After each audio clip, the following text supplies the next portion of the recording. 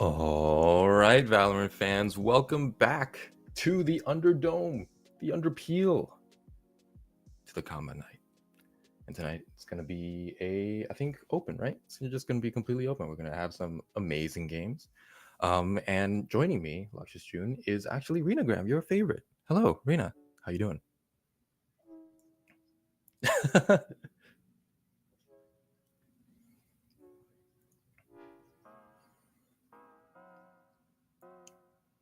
Yeah, I'm here for it. Cleared my schedule for it. Just finished watching some other Valorant games, and I'm so ready to see more. Let's see.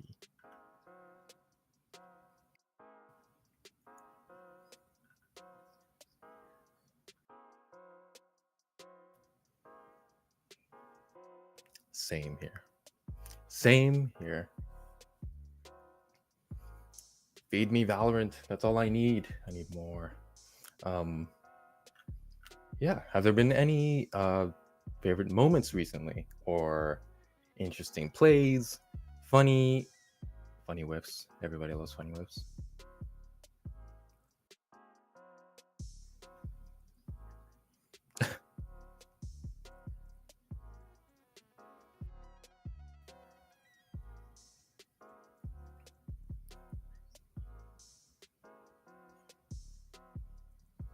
I hear ya.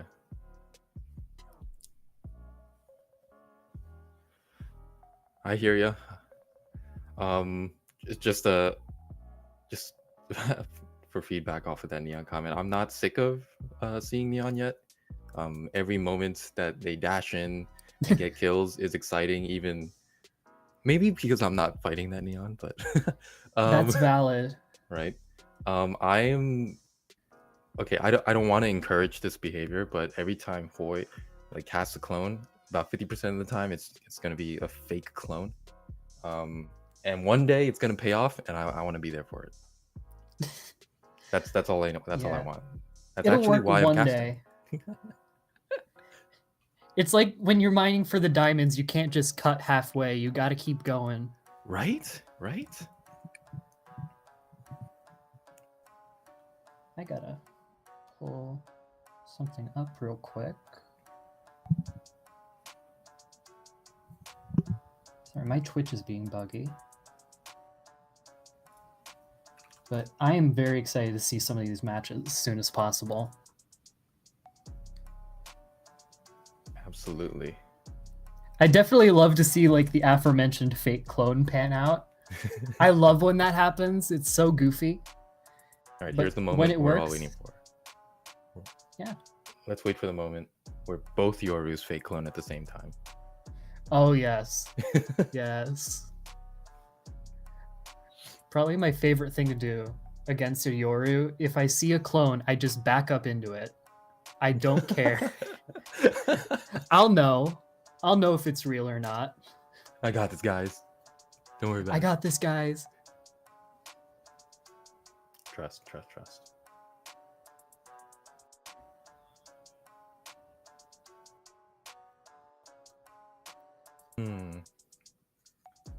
Let me recheck the schedule, but I guess because today is completely open, it'll be interesting to see how teams kind of strategize with that in mind, because there will be higher rated players scattered with the lower rated players. So I want to see interesting things. Like, I don't know, how do they manage that disparity? Will they prioritize the higher ranked players calling all the shots, or are they just gonna have them on duelist mode and just look at the crosshairs while the other players kind of direct everything? So it'll be an interesting mix, and I want to see what pays off more often than not. I definitely enjoy that disparity to a degree, as even though the skill gap can be pretty significant at times, learning how to deal with that, whether that's with strategy or simply outgunning them, that can be very interesting. And knowing when to adapt to a certain player or certain team, depending on their skill level, is very important, especially when their strategy might be a little too much for you at times. So I really Absolutely. love seeing matches like these that have a pretty significant skill disparity to see just how they mesh like that. Yeah. Absolutely. And in the game of Valorant, even if you're Radiant, you can't just run into 10 bronzes and just win outright every time. So there will always be those moments where someone gets sat down or someone just manages to pull off the kill, and that's always a morale booster, I think, when you kill someone that you're quote unquote not supposed to win against. Yeah. So I'm for here. sure. I'm here for those upsets. Everybody loves those upsets, and obviously it's going to be a great experience for those players to fight against people who should have better technical skill.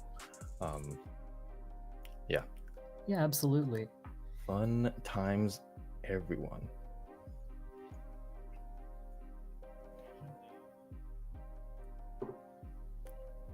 Ooh, that's yeah. All right. Also, viewers here, don't forget that if you want to participate, you should sign up soon because registration closes Sunday. If you want to join this ragtag team of Valorant enjoyers, please go ahead and hit up the Discord. Look up the announcements and go sign up as soon as you can. Again, Sunday is the deadline. Sunday. It's definitely an opportunity you don't want to miss if you're interested in it. It's a lot of very good experience with the game and working in teams in general. It's really fantastic experience as well, with just a lot of opportunities for new relationships. Oh yeah, I'm sure we've had new friendships blossom here, across acts, across episodes, across ranks, and yeah, you'll grow. And who knows, maybe the next VCT player will be coming from the Underpeel. You'll never know. Maybe we'll see the legendary Double Yoru clone You never know. up on that stage, right?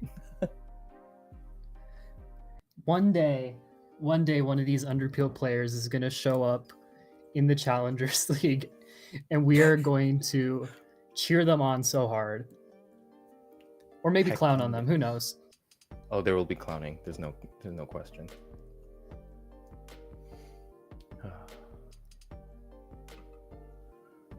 All right, Rina. What role do you enjoy watching the most, or is there a particular kind of like agent you like to play, you like to watch? Oh goodness, I tend to be a Sentinel player, so I am biased. That said, I don't think Sentinels are the best to watch all of the time. To say, it can be a little slow for some people, but I really do love watching good Flash Initiator play. And Ooh. that can be make or break for a lot of teams. Having that entry utility in general can be very, very important. But I do also enjoy watching like any of the roles really, but initiators especially are very interesting to me. What about you? Well, as a recon initiator, I tend to watch whoever I can learn from. So it's going to be recon initiators or duelists, to learn from their pacing, their util usage, and how they play off of each other. And I think your instinct to watch the Flash initiators actually makes a lot of sense, because their role is to begin the fights, right? Like get the advantage for their team, and then the explosives start. Yeah, that's fantastic. It makes a lot of sense. And to all you Sentinel enjoyers, don't forget that your responsibility is that site, or to lurk, or whatever. And so a lot of important comms are probably coming from you too. Yes. That's always interesting to see, or interesting to hear. Especially as a Sentinel, it's very important to watch out for that Flash initiators. It can really make or break your hold at times. Just listening for those KO footsteps and like, oh god, yeah, please, of course. team rotate. Knowing those timings can be really important, and that's a part for sure of why I watch Flash Initiator play to improve. But I also just enjoy watching it in general, just seeing just how they can call that play, or since they very often do IGL, if they're not the smokes player as the IGL, it's usually the initiator. But I really love watching like what plays they can call and what plays they can set up, and just how they do that. And that's just something I enjoy as well. Yeah, totally hear you. Actually, recently I've noticed in my own games that there are matches where I'm like more quiet because someone on the team is going to be IGLing or calling stuff out. And other games where I'm more vocally active. And in those more vocally active games, I have like the FNS effect. My KDA just drops dramatically, but our team, but round wins get there. More interesting plays happen, that kind of thing. It it doesn't look good for those games, but Yeah. you gotta do what you gotta do to win. You gotta do what you gotta do. The FNS effect. What else would we call it, right? I mean, That's FNS is such a a good wonderful name player, for it. but There yeah, is no right. better That's name for that's it. that's what he's known for. Oh, yeah. There's no better name for it. That's the most hilarious part to me. Oh my god. You heard it here first. Maybe this is the first thing that comes out of the underpeel. Yeah, The FNS effect. you've heard it here, folks. We're gonna have our players be the next FNS. Hope so. That'd Right. be so interesting. I would like to take a little bit to mention that our schedule for season 5, we did mention the Sunday close of registration, but we do have the following week, match 1 and 2 of the Underpeel season 5. We do have 5 weeks of matches from. Am I reading the schedule? Yes, I am. We do have 5 weeks of matches before Thanksgiving week, followed by December 6th. Sorry, I cannot read right now. December 6th, Champs begins, and then we should finish it up around the 15th. Yeah. And if you're curious about what the schedule looks like, I know these dates are just kind of numbers in some people's heads. They tend to be, or they're scheduled to be, every Thursday, Friday.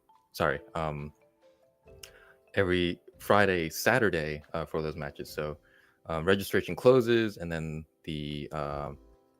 that Friday, Saturday, match 1 and 2. Friday, then following Friday, Saturday, so on and so on. Thanksgiving week will be a break, and then Champs Week will be December 6th to the 8th. That's again the Friday weekend, first Friday weekend of December, and then the next Friday weekend of that December. So if you're wondering if you're available, those are the dates: Fridays and Saturdays. There on the screen. It's great. So please consider joining the season. It's gonna be fun. Gonna be hectic. Gonna be entertaining. Gonna be some FNSs, some demon ones. You'll see them. Not them, but people like them. Maybe. Plays will be made. Maybe some budget ones for sure, but Some budget ones. we do have Demon some pretty threes. fantastic players. That's true. And for those of you who struggle to make sense of dates and are illiterate like me, I do believe that Interitus will be hosting an announcement stream on Thursday the 25th to better explain the schedule and talk about season 5 in general. That sounds so responsible and well organized. He is very responsible and well organized. We love that. We love that from admin team. Absolutely, it's a good sign for season 5 and the league in general. Yes, we love and respect Interitus, and we have no pressure on us to say that. Nope, not at all. Nope, we are safe and warm, and we have our families well with fed. Us. Agreed. But there are some statistics I can see. We currently have 16 teams registered for season 5. 7 of them have an additional coach as well. Those are pretty good numbers, all things considered. Very nice. You're gonna see some explosives here. Oh, I can't wait.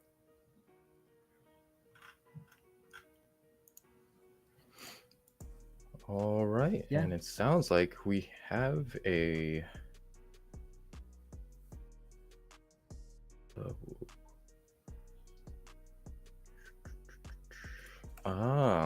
all right. And we just got word from production that, or rather notified from production that, a lot of us are Woohoojin fans or are interested in what he's up to. And Woohoojin has been confirmed to be playing in season 5. His team has not yet been announced, but he will. He's confirmed that he's definitely going to be playing with his former coaching student Kaiser. So, if you ever wanted your chance to play against Woohoojin, potentially maybe even play with Woohoojin, maybe consider signing up for season 5, or maybe you want to take Kaiser's place. No, I'm kidding. You can't do that. But play with them, play against them, have fun with them, learn from them. Let's do it. Join season 5. Join season 5. Let's go. Join season 5. One of us. One of us. There are 16 teams of us so far, maybe more. Yeah. Yes. Maybe even more. That's what we want. We also got word that there is a lobby. Ooh. All right. Another interesting development within the Underpeel is that there's a new role where we have basically reporters lurking around. And there's going to be basically an update scheduled for sometime, I believe, tonight. Streets Post. Lore drop coming in hot. On the days that I can read, those are very good. I enjoy those. The days that I can read? On the days that I can read and don't mess up very simple things like dates. The days you find your glasses, indeed. Makes sense. I'm actually not wearing my glasses right now. I should put those on. Who needs glasses for Valorant? I need to see the head hitbox. I just close my eyes at every duel and just will it to happen. If you need to see to win a duel, you're probably just going to lose to a flashbang anyway. Nerd. Skill issue, honestly, right? Yeah. Imagine. Ooh, an all blind game will be. I've seen this challenge where it's basically just a 1v1 custom game or 2v2 custom game. There's a coach and there are players, one player on each team, and the players are blindfolded and the coach directs where they should go. Oh man. God. I've seen a lot of very interesting challenges like that. I've seen like 3-legged race kind of thing where one person is using the mouse and the other the keyboard. Oh, those are fun. I've seen like the blindfolded stuff you've mentioned. I've seen like playing with your offhand. There's a lot of interesting ones that I've come across. There's some people that even like have tried playing with their feet. That one's disturbing. But I could never do that. Right. I'm very impressed, but I could never do that. There was a streamer.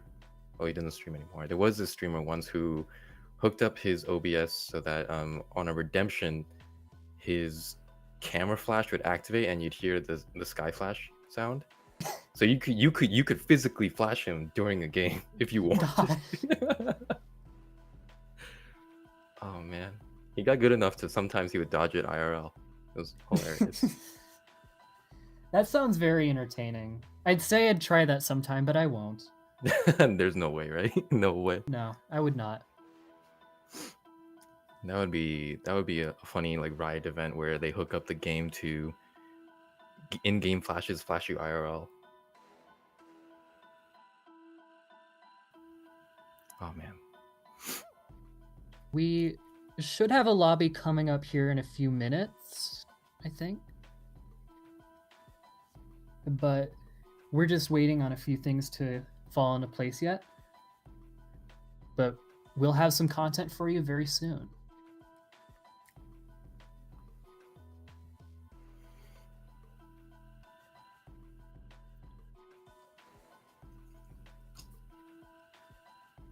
By the way, I would like to mention that we are still looking for production candidates for Season 5.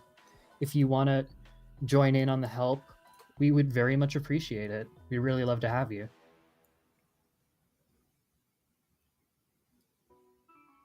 Yeah, for sure. And about that, a lot of production. If you're worried about having no experience, from my experience with these wonderful admin people, is that they are very willing to teach you the ropes, show you what's going on, and also provide feedback, constructive feedback, criticism on what to improve, what's good, what's not working out so well.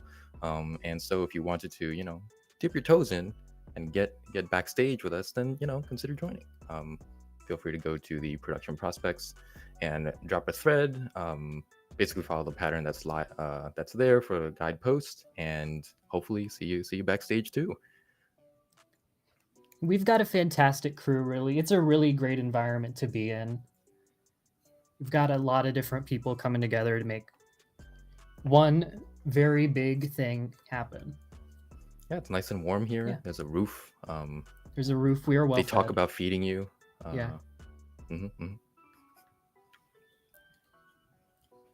You'll be safe. Probably.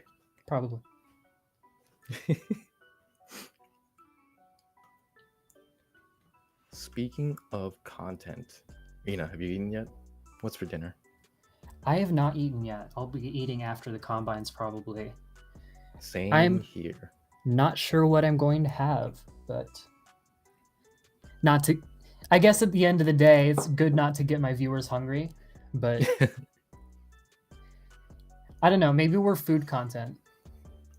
Food content? Yeah. Okay. Yeah.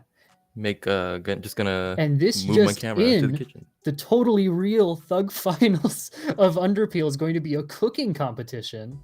Wild. And the challenge tonight will be, believe it or not, sushi. Raw fish flown straight in from Hokkaido. It's going to be presented to all individual members. Knives are provided as is, and so everybody's just going to have to take this fish and roll it up and see what happens. I love sushi. I don't know ever what kind of sushi, but I really do love sushi, and I'd love to try more of it in general. Mm-hmm. Recently, I've gotten into more and more omakase sushi, and damn, that's life-changing. It really is. Yeah, not to interrupt our sushi thing, but we are going to go into the first map of the day. Let's go. I don't want to yell too much, but... You're not free of us yet, but we do have some people you can watch. Going into Abyss.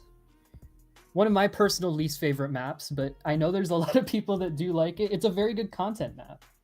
Yeah, I think I'm still warm towards it just because I personally haven't really solved it or 100% figured out what I like or dislike about it. So I'm always here to learn more. Yes, I will be doing that. And June can now see. Yes. Ooh, all right. We got some interesting names here. All right, how are we feeling about the hovers, at least for these team picks? I don't know. I'm more curious like where it'll lead. I don't really have any feelings yet on Solo Astra, but I am intrigued by it.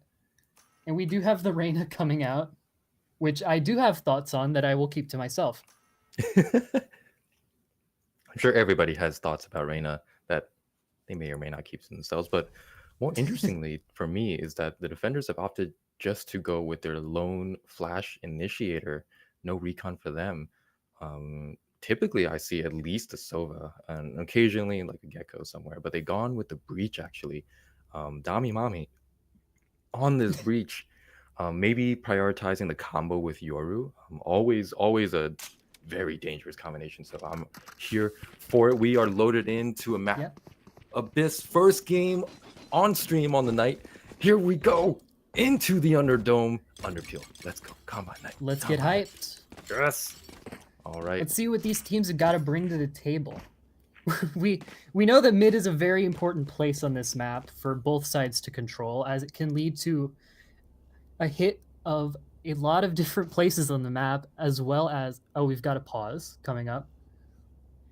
It can lead to a lot of space being taken on the map, and if you don't have control of it as a CT, as a defender, you've really got to re-clear everything, whether you like it or not, when you go back through mid. If Yeah, the bomb gets down and you haven't cleared out mid, that's a lot of time you've got to burn.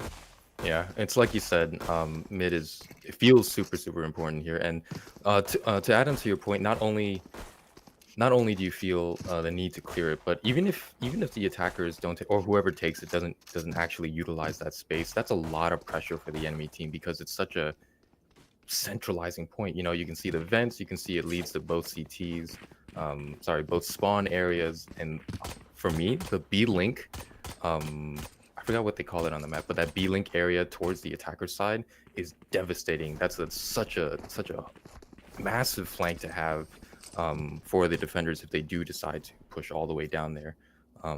Always got to watch out for it. Mid, super important. And it'll be interesting to see how the teams play off of it, especially considering the breach concuss. Like, it looks like it can go through the entire span. So, what I'm hoping to see actually is to see a breach stun while someone is trying to make a jump. Yes. I have yet to see it in my games, but it's bound to happen, It's so right? The good. numbers are there. It's up there with me for like the sage wall coming up as they jump. I will confess, chat, feel free to let me know if you've had this happen to you. I have been body blocked by a Reyna dismissing off and just like body blocking me as I jump. That's definitely happened, and I've observed it happening at least twice so far in Friends' games. So if you too have been affected by the body block death, please feel free to consult some lawyers. We have a class action brewing. No, we don't. F's in chat for falling to your doom. Yeah. Under no fault of your own. I have personally been body blocked from behind an Astra wall. Oh, that's diabolical. Yeah, it was. In the end, it's on me. But good Is lord. Oh, that's diabolical. Yeah. Wait, by your teammate or by the enemy? By the enemy. It was just so something. Smart. It was my teammate's Astra wall, though. Oh, that's even more heads up. Yeah. What a play. Ooh, Vice cameo? Hello? I've never seen this. I haven't explored the map like as an observer, so it's interesting to find these spots, these little Easter eggs. There's a lot of map to explore here with how big the map is in general, and just Valorant really puts a lot of effort into the backgrounds, very little of which we actually see. It's really impressive. Shoutouts to the observers. It is a full-time gig a lot of the time, even though you don't get to see it all the time. Do we know if that Vice Easter egg was there before or after the release? Oh, no. I see. We released with the map. Cool. Looks like we are waiting on one more player, but soon we should be into the game.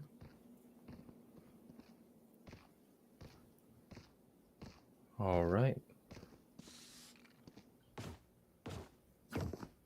So we mentioned previously that the defenders have opted to not go for the info recon, which I tend to see more often. Instead, opting for the breach, possibly because to optimize for that Yoru combination. And of course, opting for Astra and Cypher for their Sentinel and solo controllers, and Jet for their second duelist. What's your read on this? How do you feel about the defenders team? I feel like it'll be very solid for the first maybe quarter of the game. Mm-hmm. The recon initiator, it really gets into stride once you've had that first few rounds. Once the teams start playing that information game, and that drought will definitely be much more noticeable at that time. Mm-hmm. Mm-hmm. However, I do like the choice of the breach. That's always been a very strong option on this map that's been thought about time and time again, even though we've leaned more into the boring comp recently. But breach has a lot of very strong options with that long stun line. The fault line is very, very strong on this map due to these corridors. I And absolutely he'll be hear it getting into now. this round The here. attackers are actually grouping mostly 4 into mid with their Cypher just kind of lurking B main for the push. They're taking absolute control here, almost all the way up, while their Yoru and Breach kind of push out of A main, but find no one and fed back off. The attackers actually launch right into like B spawn area. Astra manages to get the Omen Crackermack on there, gets first blood. The attackers. That first blood's going to be site. very important. We still have full Cypher utility out on the site, sans camera, and the defenders are either in a mid fight or pinching this Jet here. Pika's got to deal with the 2 people coming and isn't even ready on the angle, and the defenders have almost full control of B. But the spam post plant. The spam post plant. Dami Mommy gets one with that. The aftershock is unfortunate. And Reyna manages to make an appearance and gets 2 at the very end, so that's nice. Cussex on the Reyna unfortunately had to watch their team die on site, and the defuse just goes down. And the money lost from staying alive with that ghost is a little bit rough, but you do still get that money from the picks and the 2 ult points, which as a Reyna may be less influential than you'd like, but that's still 2 ult points at the end of the day. Yeah. But the defenders do get their anti-eco here. We have an outlaw in mid and an outlaw in A main. Outlaw Yoru on A main, supported by that Breach, so they do have control of that sight line for that outlaw, and all the attackers are actually bunched up on A main. This might be great for Yoru. Takes the first shot and teleports out, misses. That gives an opportunity for the attackers to take that space, maybe grab that ult orb, while Dami on this Breach is prepping that fault line, ready to go, ready to concuss once contact is made. But the attackers are backing off, having grabbed that ult orb. Smart move there. Doesn't want to challenge the outlaw that they know is there for sure. And speaking of outlaws, we do have both outlaws posted up A now, which Battle Gnome gets another, but they should know now that there's a Yoru and a Jet near the A site. Ooh, the attackers are now kind of split. 2-1-1 action there. Spike is still hovering around spawn. Astra takes some blows in mid, but no long-term damage done. Cypher's camera's taken out of B. Looks like they might be trying to walk into contact here. Cypher cage activated. Cypher trying to get out of dodge. Maybe play some retake with their team. Sovadar gets in. Jet dashes on the site. Doesn't see the first wire there, but their team is already scaling up. Ooh, takes a dink through the wall. The defenders are real close though. Definitely taking their time here, making sure to be very quiet, make them think that they can crunch the Cypher.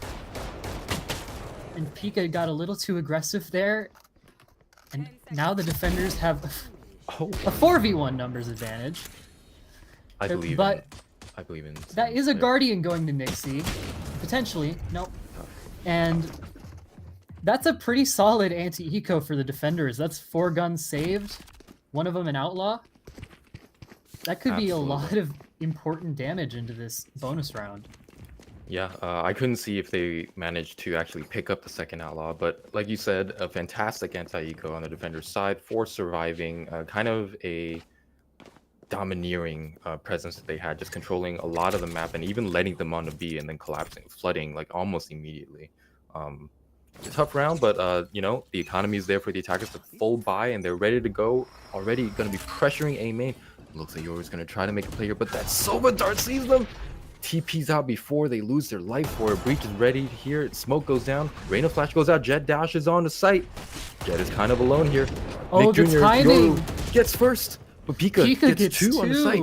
Site is completely on the attacker's side. The plan is going to go down basically on a default. Defenders are getting ready to flood, but it's just Astra, Cypher, and Jet left. No initiator util for them.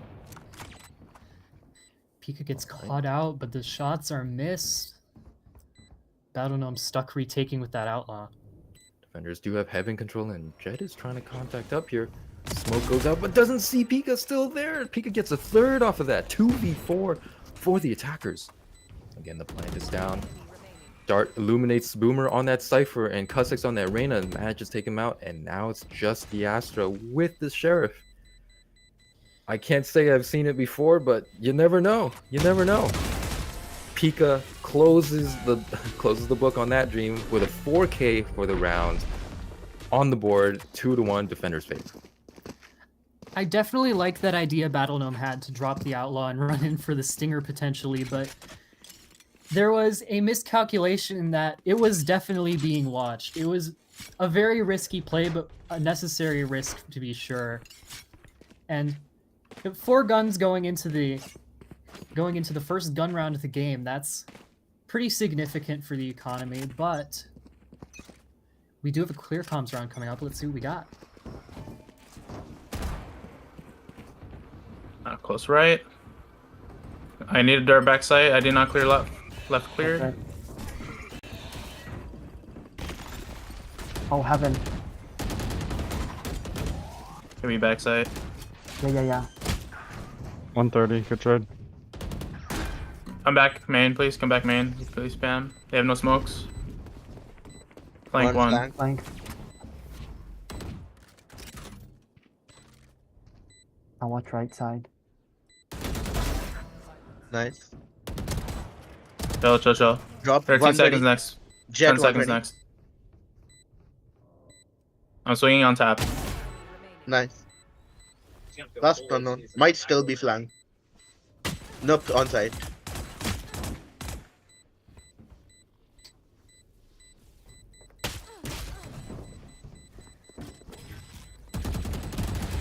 Nice. Good round, well played.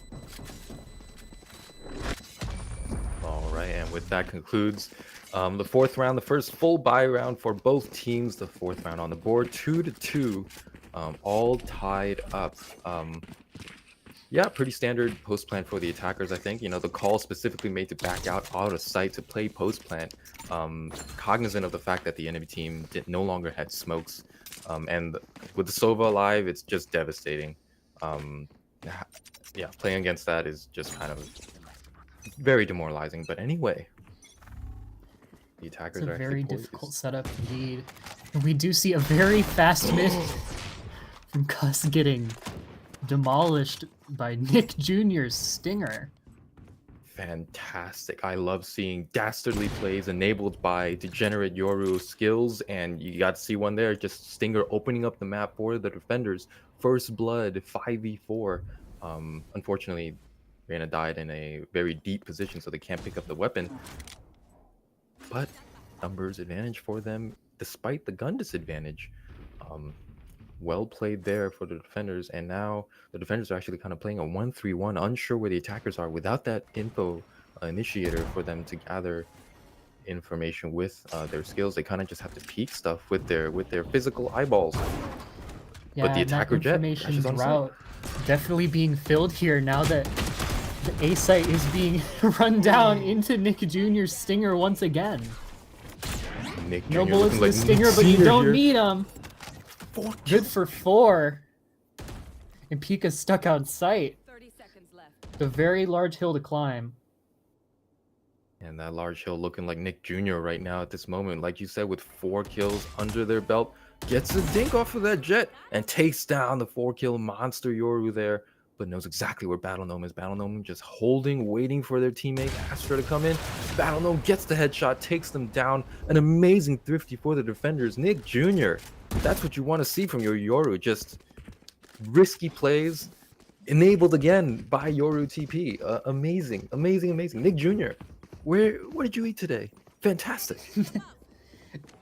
Definitely a fantastic utilization of Yoru's ability to get places in and out very quickly with that Stinger.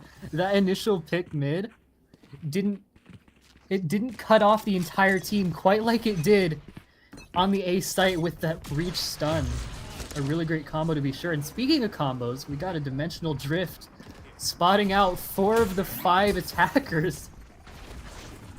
Nick Jr. just running circles around them like Sonic, but decides to TP, or rather end the ult in mid, and kind of just checks the beam in, or does he see the Cypher? No, it doesn't. Both players live to see another day, while the attackers are kind of trying to figure out where this Yoru is, unsure where to play. Cypher's trying to lurk up B, while the A side takes some damage. Battle Gnome kind of runs away, gets some information that they're still A main. Nick Jr. on this lurk. Ooh, goes down to the Reyna in mid.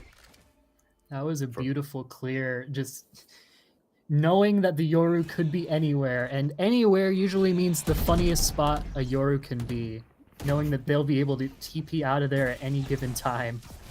And that pick on Yoru really opened up the B rotate. And now all of a sudden everyone's on B. Bomb goes down. Bomb goes down against, I believe. Oh no, kind of on. I don't know what I would call that. Against the platform, against the big box in the center ball, Cracker Mac actually gets the lurking jet from behind. So now it's 3v4 for the attackers. They have Sova for post plant. At the same time, the defenders also know where the attackers are thanks to the Cypher ult. But it's gonna be rough. We all played against this post plant, but have we played it with an Astra Wall down? Sova ult goes out, takes one. Dami Mami actually tanks it, gets it to half, but goes down for the effort. Now it's just Cypher 2v1, half HP. Half on the bomb was very important, but with Boomer all the way up like that, forced to get that aggressive play. All the guns do go down, but the bomb still blew up, giving the round to the attackers. And we are 1/4 through the game. Back up to a tied game. You can see the RR distribution working out on both sides. A very exciting game, plays from both sides. Well done, recognizing that you do have Sova ult to play off of. At the same time, the defenders trying their best with that Astro Wall. And now the defenders, I believe, are going to be on another eco buy. Let's see what Nick Jr. and Dami Mami have cooked up for us. Looks like it's going to be another A play, perhaps. Oh, but on the passive side, the defenders kind of just want to see what happens here, while the attackers, a lot kind of 1-2-2 play here. Jet and Sova trying to get a pick mid, knowing that their guns give them a range advantage. Astra, look at where Astra is. Pushed up B main. Does Cypher know? I don't think Cypher has any idea. At the same time, I don't think Astra has any idea that Cypher's still looking around. This mid lurk might be huge. There's so many lurks everywhere, and good for one, ducks on out. But now Nixie is aware. Did Astra hear Cypher drop? I don't think so. Oh, okay. Reyna takes out the Astra. All good. Cypher ult goes out. Battle Gnome on that jet, completely out of knives, 40 HP, just the classes to their name. Oh no, the bank is coming to default on your home. Run away, Battle Gnome. While the attackers get complete control of mid. That's 2 players deep in the mid, making the jump. Cypher versus Cypher. Boomer goes down. Now B site is completely open for the attackers. You see the Sova actually going through B main. Battle Gnome trying to make a play, maybe out of vents, but that's rough. I personally really hate coming out of vents because you're just unsafe from all angles. Reyna Cusex on Reyna here actually manages to get them as they're trying to cross in the mid. Now 4v2 for the attackers. Oh! Definitely seeing some of that trouble coming out of vents, yeah, and no matter where you are, the attackers will find you. Ooh, wow. Yeah, shout out to Cusex for deady peeking that angle and just clearing heads. Well done to you know, check all the boxes there, I guess, to seal the round, the 4th round for the attacking side. So yeah, back with a full buy, I believe, on the defenders. Do you think, if you were their coach, what would you tell them? Anything to look out for? Any plays you want to see? I think that they need to be very aggressive with that Yoru just to get the information that they're definitely lacking without that recon initiator. You saw that we needed the spy cam mid last round just to get the mid info, and you saw how that worked out. It's a very tricky situation, but we do see Nick Jr. falling back into this more passive position, but with the teleport being in main. And what a play. Ooh, attempted to go for a cheeky Yoru flash TP into that A main area, but peeked into, I believe, 3 or 4 players just watching him dodge the flash completely, and he goes down for the 1v1. Now it's 4v4 for both teams. Sova drones out, calls that the coast is clear. Dart goes out way too deep. The attackers are kind of wary of Cypher trips, but Pika on that jet just dashes in. Battle Gnome on the off actually gets Omen there, but Astra also takes another. The push on the site falls apart, but it's 2v2. Oh no! Sova, how did you get back into CT? 3 kills for Raffi on that Sova. 2v1. Plant is going down. The value from the Rolling Thunder definitely nulled out there with some of those gunfights that were taken. Very impressive from the attackers, and Boomer's left in this 1v2. Boomer. but might have the jump on one of them. And Raffi falls Amazing. too. Well played, Boomer. Shoutouts on that gunfight technique there to take one down and then reposition, knowing that it'll throw off the crosshairs of I believe it's Sova. For a little bit to be able to clutch it. 2v1. Well played, Boomer. Well played, defenders. Well done. Bring the score back to a tie, 4-4. And Just we like do you said. see- Sorry. We do see a very tricky ultimate economy there. We saw the Rolling Thunder go out and do almost nothing, but Hunter's Fury is active on the side of the attackers, and Pika on the Jet is going to be using that Blade Storm this round rather than buying. It looks like a very tricky round to deal with once the bomb gets down. Oh, I love to see this. Yoru actually has a judge posted up on the A main and baiting their Jet, but unfortunately the entire team is away. Cypher Lurk B main pays off once more with the Cypher on Cypher action. Boomer goes down while the the defenders push out of A main. And Nixie on that Cypher gets the Cypher ults down, so that means they know exactly where everyone is. Cussex takes out the flanking Jet. Astra gets Nixie on site, so it's actually not too bad. 3-4 attackers advantage. The spike is not yet down. Yoru, see this? Yoru knows someone wants to take this rope. Someone desperately wants it, but Cussex is aware. Cussex just waiting for that help, and Raffi not yet aware. If that was a rifle, that could have been very dangerous. Dami yeah. in a 1v4 gets one and falls to the Blade Storm. Attackers with their 5th round. Yeah, shake it off, Nick Jr. Everybody's had classic moments just like that. NT on that side. I appreciate the change up in tactics to try to bait the enemy team that have traditionally, favored mid and A side, to maybe run into your judge after they assume that Jet was the only one there. So I appreciate the play. I don't know if they're going to pull it out again. Yeah, the attackers are actually, their B-lurk on that Cypher has been massively paying off, but this time switching it up almost all 5A. We did have a very interesting mid play there, though, with the breach stun and Yoru running it down. But it is an A push, and Battle Gnome gets one with the Stinger. Very important kill for that round, though. Cussex on that flank alert manages to take out the Yoru, but do they know Astra is also here? One down. Oh, Peta with that one pick, almost getting away with murder there. And we do have Boomer on the flank as well. They never expect the Mommy's third pinned. flank. Oh, Probably one of Cussex. the worst sentences I've ever had to say on a stream. And Boomer falls in A main to the attackers with their 6th round of this half. No ultimates needed. Appreciate the econ play. Very interesting. Unfortunately, just didn't work out. That's what gambles mean. Sometimes they don't work out, but sometimes they pay off big. I appreciate the triple flank. I definitely would not have caught that. The attackers definitely wouldn't have caught that if the first shot had not been shot by the 3rd flank. But appreciate the effort anyway. Like you said, 6-4 attackers advantage. The attackers have complete control. They just want to fight A.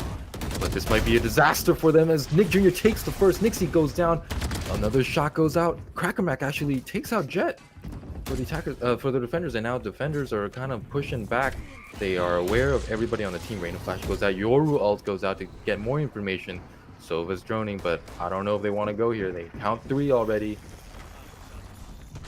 I was about to mention at the beginning of that round that lack of mid control from the defense once again being shown, but for once it paid off just a little bit, leading to a 4v4 and that full information on the attackers. But we do burn Dimensional Drift without much given profit, and the attackers have time to disengage, but it looks like a read hit is inevitable. Right, at Walking the same into time, that fault line potentially. At the same time, the attackers having lost their Cypher, you see Cussex on that Reyna just checking mid for the team to make sure that no one is on the flank on this timing. Raffi on that Sova. Dart goes out, but the Breach Concuss also goes out. Nick Jr. gets a second. Astra stun goes out. Raffi trades out the Jet for the Yoru. 3v3 for both teams. Dami Mami peeks out with that Guardian and takes out the Omen. Stuns are everywhere, and gunfire followed. We do have the plant coming down in this 2v2. And Boomer's right here with the high-low. And the judge has to cross. Almost getting Raffi, but not quite. Devastating. Good attempt for the defenders to push aggressively and manage to get one and get out. Also, shout outs for the attackers to basically cover everything. I think, you know, check flank to see if there's any timing available for the defenders. Realize that there isn't, and so initiate the push on the site, plant for CT, push up to take some aggressive space and trade people out. Well done. 7-4 for the attackers, and it looks like they're again gathered up mid A side. Yeah, I definitely dislike still the defenders playing as if they have a Ghost Sova holding mid, but they don't. And here's all the attackers walking up mid now, all 4 of them, and Cusek's just sitting towards A, jiggling this Yoru jiggling back. Unfortunately, Nick Jr. on this Yoru, I think feels the pressure that realizes that their A main pushes haven't really been paying off, and so is kind of reluctant to do it again, even to collect this information. But like you said, mid is now a massive open vulnerability for the defenders. The attackers are positioning towards the B site this round.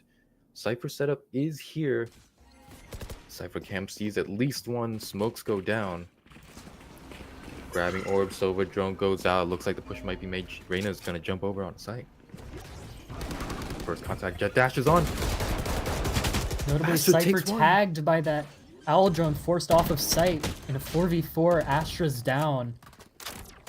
That's no smokes for the defenders and no astral divide. We do have Battle Gnome and Nick Jr. on the flank, but Battle Gnome falls before Nick Jr. can get there. Attackers just picking the defense apart before they can do anything.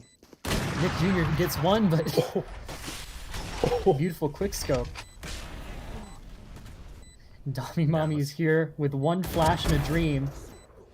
One's gone. Dream's still living. Ooh, but it is against an off. Spotted and flashed and falls. And just one left. Winnable. Very little time. Ooh. Pika with the discipline. Tricky round for sure, and at the very last attackers go into the second half with a 4-round advantage. That tied game that we were seeing for so long really, really started to catch up to them with that lack of recon initiator. What was once the attackers. Yeah, curious to see how the scripts flip now with the team comps switching sides.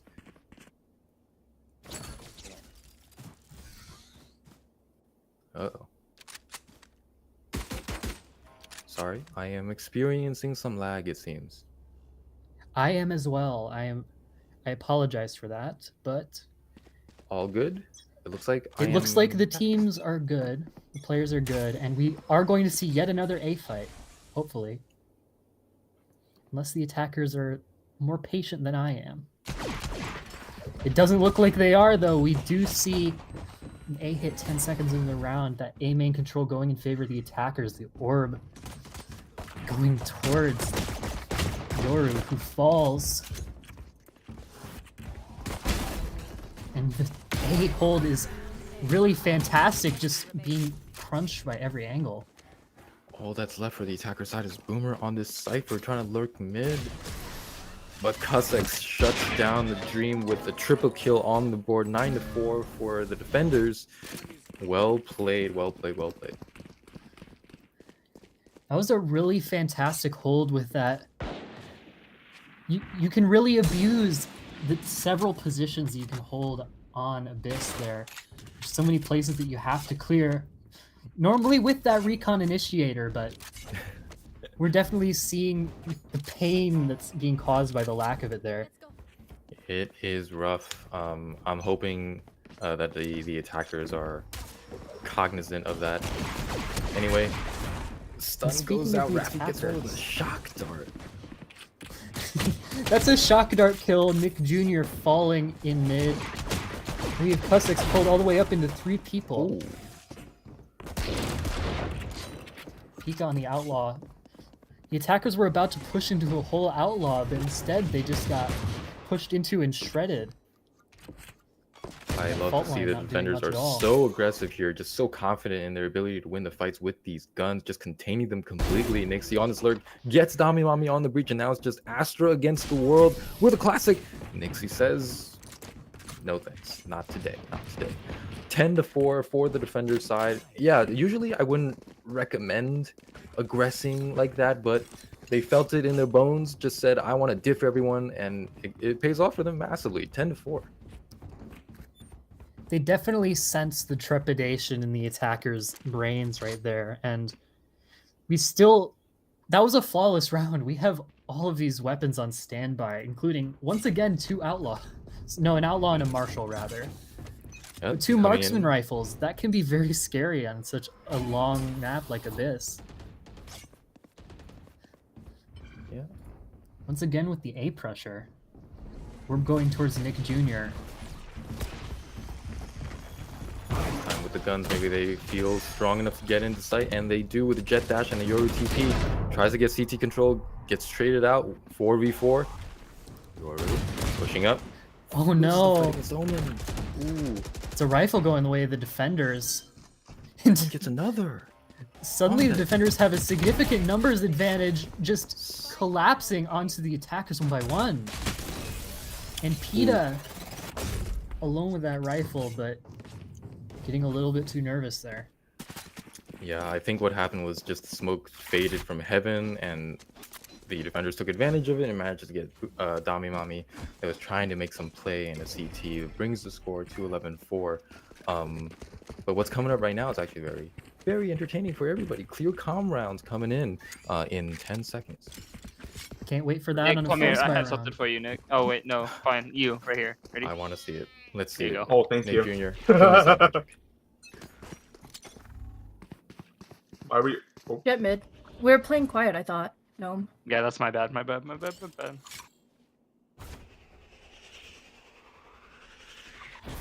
smoking heaven. No, fuck you, Koos.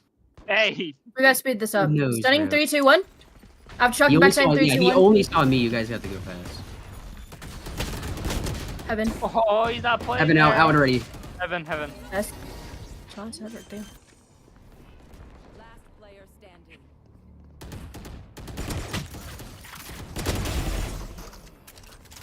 Two bullets. Well, it's No, it's two.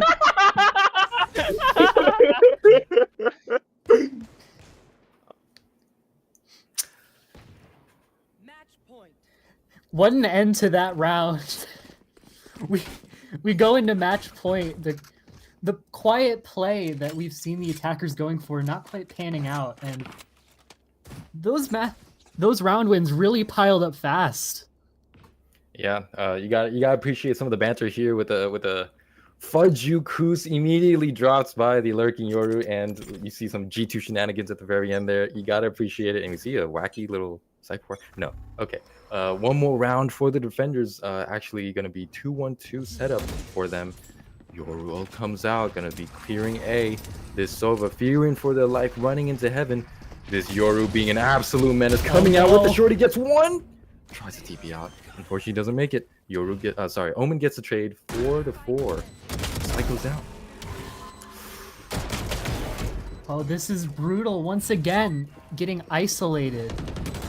Attackers falling one by one with no one there to protect them.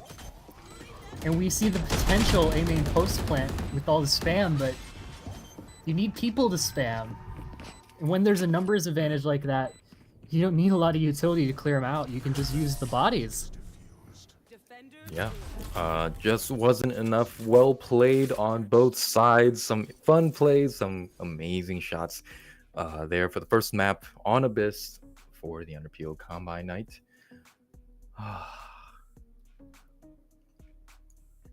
All right. We definitely saw one of the things we definitely saw there was the importance of that recon initiator. I cannot overstate it enough. But we should have another match coming up soon, but for now we'll be going to a break. So we'll see you after that. Get your water, get some stretches. See you in a bit.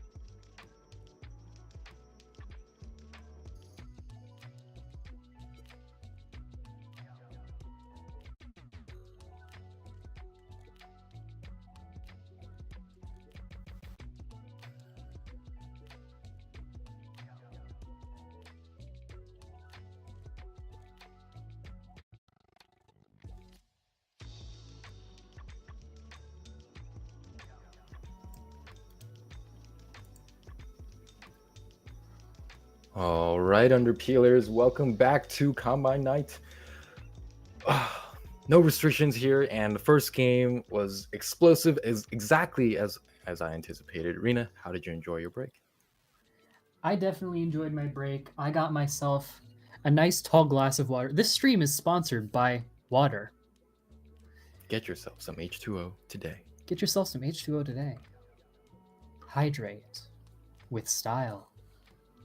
Okay. The only way to get to high rank is to hydrate, so go get yourself some water. Banger slogan. Heckin' yes. Right. From the last game, I would have liked to see a little bit more Yoru Breach combinations there, but obviously it's kind of rough to ask that in a pseudo randomized lobby like that. But I appreciate the attempt. Always like to see it. I like that they bucked the trend of playing Recon Initiator, even though it may have played a role in the game not working out for them. Yeah, but also shout outs to the shots being fired from the other team. Just from Oh my God, yeah. from the duels I've seen, just kind of just won their duels and pushed on the site, got the plants down. Well played.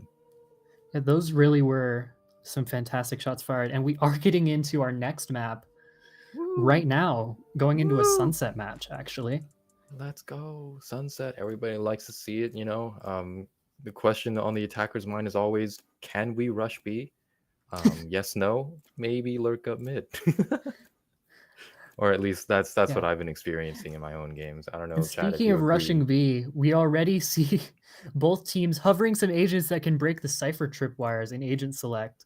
Yes. And that's very important, to say the least, on this map. We know that the rework is coming eventually, and that cipher will be a little bit less prominent on it, hopefully.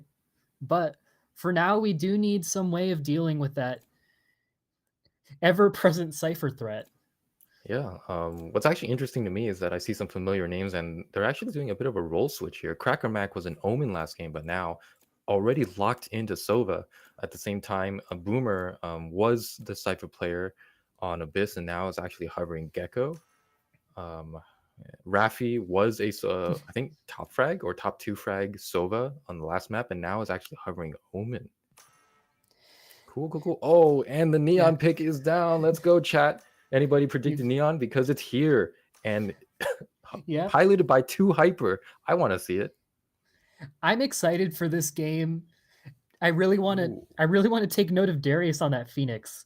Yes. It's definitely a less popular pick, especially on this map, but I'm very intrigued. And let's not forget Mini Moth on the rays, float like a moth, sting like a mini, I guess. Yeah. They don't pay me for this. All right, we're loading into the map. Sunset for the defenders. We have Raze, Phoenix, Fade, Cypher, and Omen for the attackers. Gecko, Neon, Sova, Cypher, and Omen. What do you think of the comp so far? I think these comps, while not exactly standard, are very interesting. Both teams having ways of dealing with that Cypher just in drastically different ways. We do see the Fade coming out for the defense, which I think is a very interesting pick on Sunset over the Sova. It's kind of a toss-up at which Recon Initiator you prefer, but it usually goes towards Sova, seeing that ability for close range near sights are really good. We do have the overlay kind of working now, and the attackers are Raccoon on the Moon. Defenders are the Sewer Cats.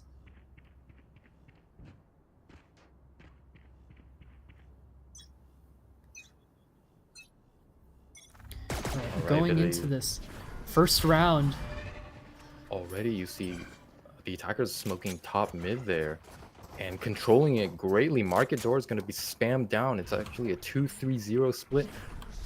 Omen flash goes out, clearing market. Minimoth feeling the pressure, can't help their team. Neon rushes in. Arcade Pro on that Cypher, gets first blood, gets traded out by the Cypher. The attackers are completely on site, are ready to plant with that Gecko Wingman. Minimoth has control of market. Omen actually TP's out, tries to get one, but Phoenix just takes another. Minimoth gets traded on that Cypher. 2v3. Down to 1, down to 0. First round on the board. for the defenders. Cat, well played. Yeah. What a flood. And we love seeing what Minimoth can do when there aren't satchels involved, for sure. Definitely a legend with them, but also a legend without. And the defenders winning that round will be very important for their economy, even though Darius is opting for a shotgun sheriff combo towards A. Oh, dastardly plays with an off pick, no less. I love to see it. The attackers are actually grouping up onto the A side to see what's going on there, not wanting to fight into some Sova Cypher setup. Darius on that Phoenix, like you said, on that Bucky, ready to kill one. Neon just walking in. Oh, is he gonna peek this Bucky? Ooh, shot fired, but not down. 3 attackers down immediately, and 2 defenders go down. That Bucky is also down. The attackers are gonna try to get the plant 2v3, but Neon is a sneeze away from losing their life. Oh no, dodging that Prowler. Echo Heli's posted up with that Stinger. Gets one. Gets Boomer too! Left to reload, and Minimoth's the only one left standing. The correction, well done on Minimath. Unfortunately, when you have a Stinger in a Classic, sometimes you just don't have enough bullets. Not enough bullets for the rounds, and very, very close, honestly, for the attackers. Well played by them. The defenders do take it 2-0. Raccoon on the Moon down 0-2 against Sewer Cats. And I did like that play coming out from Darius with that Bucky, really abusing the lack of pop flash on the attacking side. For Raccoon on the Moon, it would have been very difficult to clear, but getting a little bit too aggressive there after not taking out the Neon in one shot. We do see a B side lean from the attackers with almost no mid presence and just a trip towards A. It'll be interesting to see how this pans out. Ooh, we got 3 players. Like you said, leaning towards that B side, maybe trying to grab an orb. Soba dart and wall goes out. No Cypher. No Cypher trip for the main lurk. And the Gecko drops. Yeah. Sees 2. Cypher detained on site. Minimoth actually gets 1. Gets 2. But gets traded out. Gecko and Cypher also take their own 2 down. 2v3. The attackers have the advantage. Raffi trying to make a play on this Omen. Gets 1. 2v2 equalized. Gets another. Wingman plant does go down, but they know exactly where the last Cypher is. Oh no. Ooh, getting spammed down. No armor. 40 HP left. Oh, Gets the duel. All right. Switches out weapons. 1v1. Cypher very low, but the plant is down. Plays spam. We're not holding it. Ooh, Raffi. Oh, wow. Well played. Well played on the defender's side. The Sewer Cats once again clutching around. Raffi on that Omen making some monster plays to get it. Just well done. Nam was definitely left in a very tricky situation there. And as we go into our clear comms round, what do you want to see from this team? For the attacker side, maybe, they've been kind of forcing the issue, a little bit of contact slow, but honestly, it's been happening earlier in the round. So maybe see what happens when you introduce some length of time to it. Maybe let things breathe, break the Cypher util, and try to get some picks on your own. Maybe some mid lurking. No more time left. Clear comms coming up. Enjoy. Just a second. One way on A. Later. About Cypher's here anyway. Yeah, Are you guys coming mid mid or anyone A? mid top. Working. I'm gonna look at. Okay. Raise mid top. Nobody went A though. They took out my camp. One market. We Can in we A break now. this market and blind? Can we break this door? I can blind. Yeah. Oh, they won raid. No, never mind. We Yeah. should just go A. Let's come back A. Okay.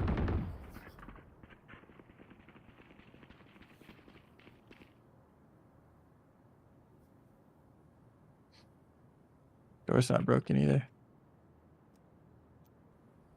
It's a bulldog on my body tiles. Okay, I smoke. You guys. Blinded one. They dead. If you want to leave, potentially. Nice. Alright, we got race. We got race. You're on alley. B's free. Cypher's It's out. good. It's fine. It's fine. It's right there. It's fine. It's That was fine. good. Either is good.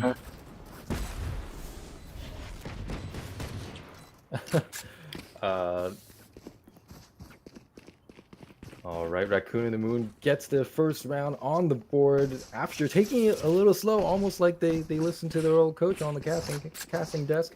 I appreciate it, and not to hate, but Minimoth first result, first raise pack Yep. real usage gets just shot out from the sky. You hate to see it.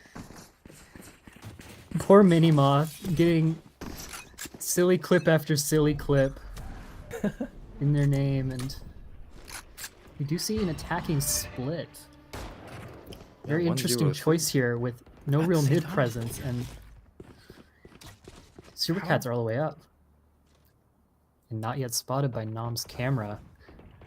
But Boomer takes that first contact towards A players and has to fall back. Mid What cleared a out with that recon beautiful- dart. What a beautiful like meeting of the minds. Just the round that the attackers don't go mid, the defenders do. Darius actually tries to get aggressive mid, tries to make a play, fighting against tiles, but Nam on that cipher takes them out. Now the attackers are kind of centered on that mid, took control, but it looks like they're going to be grouping up into A, and the sole defender is going to be, I believe it's Raph. On that Omen, tries to take a first shot on that Sheriff. That was on their head, but whatever. Okay, Nam takes them out. Second kill. 4v3 for the attackers. Plant goes down. Alright, the attackers are kind of split. Some playing Sight, some playing off. Cypher ult goes out, but Arcade Pro takes out the attacking Cypher. No more kills for them. Raise nade, massive damage to the Gecko. On default, but it's all you, little homie. And Cypher's fade gets detained. Yep. Chapter brutal is closed thrash. on this round. And that Thrash was active just 2 rounds prior on the B push for the attackers. That's really insane farming Echo Heli those orbs. Credit to Raccoon on the Moon for that. For sure. Yeah, recognizing the power of that Thrash. So useful in so many places, in so many scenarios. Well played, 3-2. Advantage still Sewer Cats, but it's looking kind of shaky with this buy here. Some half armor. Actually, a shorty too. But Neon doing some aerobics on a main to get those guns on. Yeah, ult goes out, Wingman goes down on an A site. He's sticking from Cypher. the shadows there.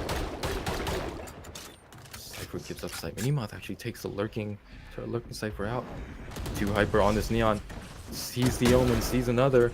Monkey Monk gets 1 too. 4-4. The defenders are really low. It's gonna be really risky for this retake. Look at Funky Monk up there. Opts to teleport away into Minimoth's sights. It's a dangerous angle to be in, but a dangerous angle to play as well. 2 hyper suddenly has timing onto Arcade. No, this 2v2 got a lot closer than it was before. But the attackers are surrounding. Boomer picking off Cracker Mac. Echo Heli left alone. Can't quite find the spray down. Minimoth just shutting it down, defending their diffuser. Boomer here completely trusting in Minimoth. His gunfights bringing the score 4-2 for the defenders, for the Sewer Cats. Well done on their part. We Yeah, have so been the seeing attackers. some pretty solid retakes, haven't we? Like, the initial holds have been a little bit rough with that aggressive positioning from Darius, for example, on the second round, really getting shredded, as well as that position between sight and elbow that's really been abused. But hopefully I with think- this B push, we do see a little more ease of defense with that Cypher. 2 hyper just kind of using up all of their juice to run around B main and get control of that orb. The defenders maybe making the call to maybe farm this orb. They do have a bit of mid control with this Omen placed up right dead center, just fighting top mid to deny that area for the Sewer Cats. But the Sewer Cats are actually stacked a little bit on the B side. A is completely open with Minimoth pushed way deep, just waiting for the rotate if one ever comes out. This might be a disaster. The attackers decide to go for this. That's on top of Cypher Util. Alright, Gecko Flash goes out, Wingman drops down, but Phoenix is gonna make the play. Takes out 2 Hyper on that Neon. Nam on that Cypher gets the trade on the Phoenix. 4-4. It's a very necessary pick. Minimoth getting Funky Muck down in mid. That's gonna be the showstopper online, and an explosive can be pretty dangerous when you're all clumped up in your own. Like They have no control of sight at all. Minimoth gets one with the ult. 2-2. Boomer using that dog to try to clear it. Arcade Pro on that Cypher gets an amazing pick, but Crackermack. Oh. Ooh. Down to the wire. Just Arcade Pro Alex on that Cypher, last survivor, but brings the score to 5-2 for their team. Sewer Cats. Well played. That, like you said, that push out by Minimoth to control all of A and get their team to stack on a B was monumental. Not to mention that pick onto that Lurking Omen, bringing that. Here comes the party. Yeah. It's very great play, having that full control and just abusing the fact that not a lot of control towards the other side of the map has been held so far this game. Occasionally around here or there, but finding that space was very crucial. And speaking of being towards one site, Darius gets one of the attackers on A. Raccoon on the moon. I'll just say it. Here. I'll just say it. Phantom would have gotten 2, at least 3, right there. But Nam actually gets the trade on a Boomer on that fade. 4-3 advantage is going to be for the attackers, but both Sova and Gecko are low thanks to that play by Phoenix. That didn't work out, and the call has been made to rotate through spawn because Nam has complete mid control and is kind of just dictating the pace. Cypher is off site, although their util is available for them. Let's see if they're aware. Alright, Wingman flash, Wingman plant, and the drone goes out. They have not cleared these wires, but you know what the meta is, just play post plant. But if you don't guard the Wingman, he is down. Spike is in a terrible position. Alright, the attackers, Owen flash out, try to take the Spike, get it available, but Arcade Pro gets Cypher. They know where everyone is. Attackers have to force the issue, and they get everyone. They win all their duels to clean it up. Third round on the board for the Raccoons on the moon, 3-5. A bit of a dubious move, letting the Wingman plant go down with no sight control and not backing it up at all, but it doesn't matter when you win those duels, because getting picked off one by one was definitely the name of the game for Sewer Cats there. A rough round for them. Still with the advantage, but momentum's being tricky here. Yeah, Sewer Cats, after having lost B a couple of rounds, have actually made the call to switch Cypher setups to A site. They get complete control of mid with this push, with this fade util and Phoenix wall, leaving A alone, but B is empty. Darius on that Phoenix, unfortunately, goes down to Funky Monk on that Omen mid. Almost gets traded out, but not enough. Advantage for the attackers. Wingman goes down, guarded by 3 players this time. Boomer goes down 2, 5-3, 5-2. Looking disastrous. Once again, just getting dueled out there, picked off one by one. It's a very tricky situation when you don't have people in a position to trade you like that. But 2 Hypers just catching everybody off guard there. And with that, Neon ult is also on board. 3 extremely powerful ults for attackers, for the Raccoons on the moon. So it looks like the pace of the next few rounds might be on them, depending on how they want to spend their ultimates. At the same time, Sewer Cats have both Fade and Phoenix ult, arguably the 2 most strongest ults available. So yeah, I want to see how they play around this. What would you say either team has to do better, or change up, or just try? I would definitely like to see Raccoon and the Moon really spread out on the map just a little bit more. We do see the full B aggression here. Luckily the Cypher is not quite here, but clearing most of it out with that thrash. And at the same time, I like to see the defenders grouping up a bit here. Take advantage of that Nightfall. Near sighting 2 Hyper on the Neon, followed by a Phoenix flying. First blood. And then there's the attackers just getting picked off one by one. They're isolated on site like that. Yeah, woes of a Sova main just kind of waiting backside with their Cypher. Manages to get another to equalize. Crackermack gets another. Oh, Nam and Crackermack holding it down for their team, just anchoring backside to get all the trades available. And honestly, I really can't tell you what happened there. It just looks like 1v1s were fed, and yeah, Raccoons taking advantage of these opportunities and capitalizing off of it to bring the score to tie 5-5. It was a bit of a painful round to see for me, honestly. Sewer Cats really had the start there with that team fight, just taking out the people isolated on site, but not seeing the flaw in their own plan where they do the same thing. That's okay. At the same time, what's been working works, and so they again rush B site. Cypher is not here. Wingman Plant is gonna go downstairs again in a very spammable spot. They didn't even bother taking site. Just mid smokes, mid smokes lets Gecko walk up past stairs to watch Boba here. All right, the call's been made. They're gonna be playing on the site actually against this eco for the Sewer Cats, who don't have map control, don't have weapons. Boomer just walks out market and takes out Funky Monk on that Omen. Nam gets the trade. Raffi gets the trade on the Nam. So the numbers are actually kind of good for them. What the? Phoenix Molly takes out 2 Hyper on that Neon. Mini Moth walks out of Boba and takes another 3v1. But 2 defenders are very, very low. Sova ult goes out and takes Raffi out. 1. Oh no. Not enough HP. Can't even get it to half. Mini Moth. Vandal, but no hope for the round. Wow. That's devastating. Wow. And I really enjoyed that on-site play, knowing that the Hunter's Fury is much stronger when there's a lot of delay to follow it up. Yeah, just forcing them to go on the bomb with low health, feeding into that Hunter's Fury was very powerful. Yeah, I think a little bit of miscommunication there by Sewer Cats. Definitely so winnable. And unfortunately, the only one with a gun, Minimoth, made the call to advance their position and get the other team members to defuse, but didn't have enough HP to survive a single Sova ult charge. So they lose the round. Starting off, actually, Sewer Cats kind of aggress on the B main to take control of it and feed an Ultra Orb 2 Rays. Just 1 away. Minimoth takes a peek and manages to do some huge damage. A Boomer at the same time gets a mid pick on a market.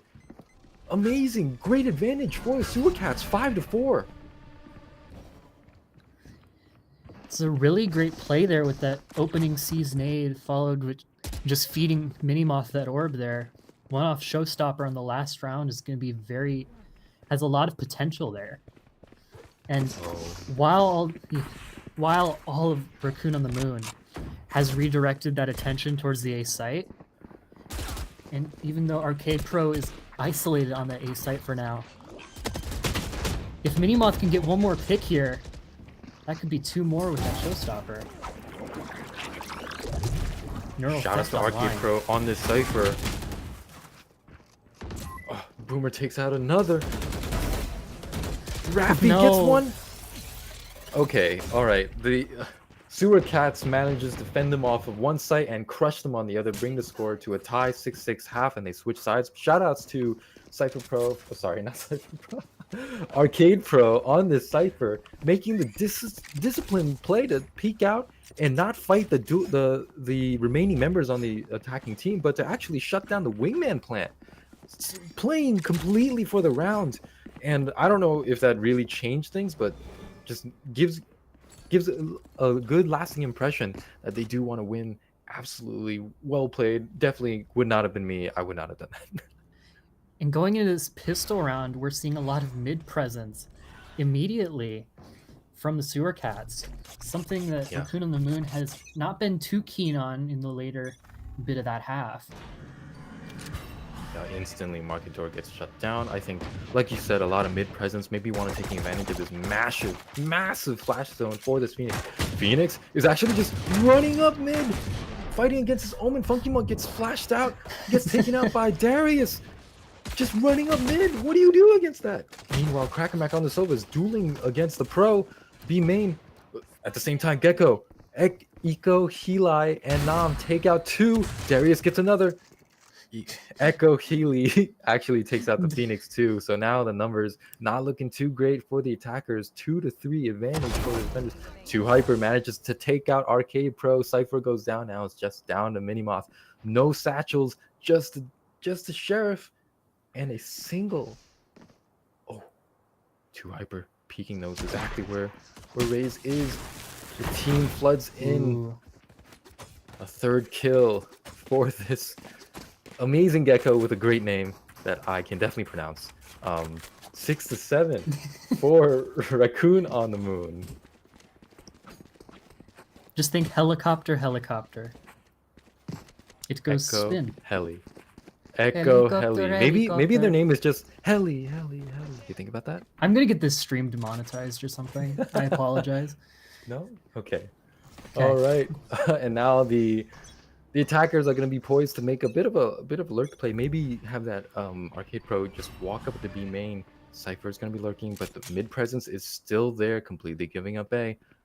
4 mid is actually a massive call because top mid is smoked off. They feel the pressure here. They know Phoenix likes to push this, but this time the entire team is coming to play. First kill, second. Oh no. Trades go out 3-3. The call's been made to actually go to A side. All the defenders is just Cypher on this one site. Oh, they don't clear his site. Boomer tries to get the plant down. Really a fantastic omen blind there. That paranoia forcing them to run, but they were already running into the rifles. But forcing them into Nam there, didn't have time to clear the site, knowing the pressure from all sides, and dropping that rifle was definitely the nail in the coffin for that round. Yeah, Still though, that mid push was very good. Agreed. As we've all been taught, I'm sure, on eco rounds, you pull out those high risk, high reward plays, and that was definitely one of them. Bringing it down to the wire, honestly, almost getting the plant. So a lot of victories, small victories for the Sewer Cats here. 6-8 advantage, Raccoon on the Moon defenders. The attackers are poised to take B aggressively, 4-1-0 play. At the same time, oh, 2 go down. It's a 2-for-1 first blood, and suddenly Raccoon on the Moon could have posted up in B main. Yeah, But the right buy from Krakenmack on the Silver pays off massively, just catching the attackers off guard. They finally get B main control after Raffi dies, but ooh, that was expensive for them. 3-3. The call's been made. The attackers are actually going to be rotating out of their own spawn to try to take A, which right now is empty. Will they hit it fast enough for them to have a free sight? Util goes down, smoke goes down. Both CTs smoked off. The defenders are very hesitant to rotate off of B, but the call's been made. They know smokes are down. Flashes go out. Sova's made the call. All the defenders are kind of just... Oh, okay. No, that was their Cypher. Okay, all good. Krakenmack there was some gearing shock up darts to try to prevent this get plant gets one shock dart. not enough 3v3, but the attackers, Sewer Cats, have complete control of site. It's gonna be rough to take this back. Oh, Raffi goes down. 3-2 advanced defenders, and Thrash is gonna clear sight. Oh, well played. we once again see a very strong use of farming that Thrash there, already having it by round 3, and just Echo Heli has been very dominant in general. Well played. Great timings, I gotta say, from the defenders. Raccoon on the Moon side to, once that Thrash comes out, Fade had to reposition at the same time.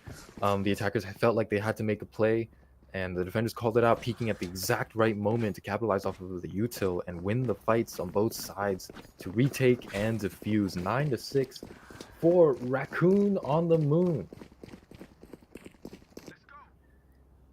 See what we have in store for us this round.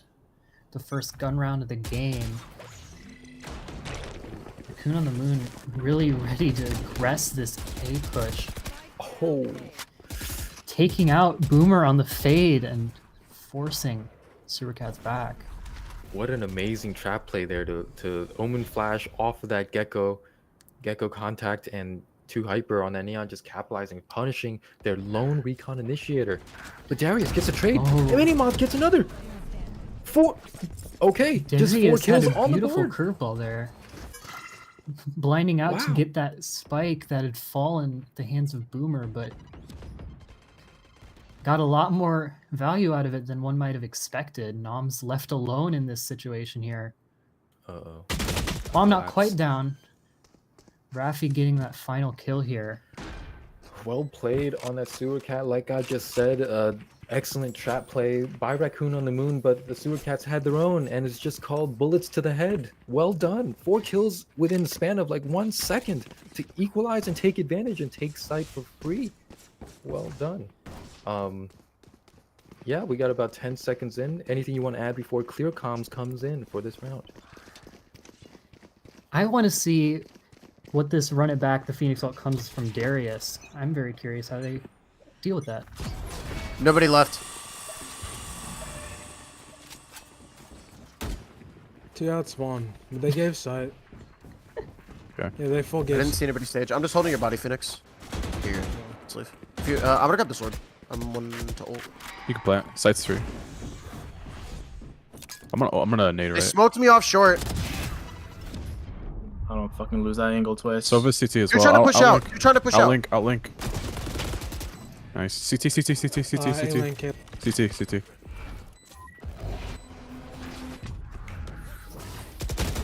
Last one CT right now.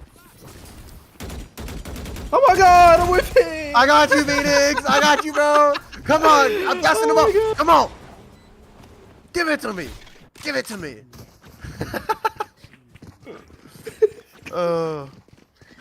Definitely, morale's definitely high despite the numbers being down there, and run it back getting about the same values I had expected. Just getting full sight control, Raccoon on the Moon giving it up, not wanting to give that free duel into the Phoenix. Yeah. And Darius got a lot of value out of it. Shoutouts to Raffi on that Omen for the Sewer Cats, loudly proclaiming, I'm not losing that angle twice. I love that confidence to be able to take that and actually deliver. The attackers now are actually going to be focusing on the mid side, basically playing a 0-5-0, not wanting to fall into the A main trap, at the same time not wanting to deal with that Cypher. But the defenders don't have the wherewithal to take mid or even contest it, just giving it to the attackers. Now the attackers are leaning towards the A side, maybe trying to suss out where the defenders are, seeing where or if they took the ult, or at the same time, Omen is thrown a one-way. So slowing things down. 2-1-2 for the attackers right now. Ooh. That's devastating. His Sewer Cat's getting the first blood.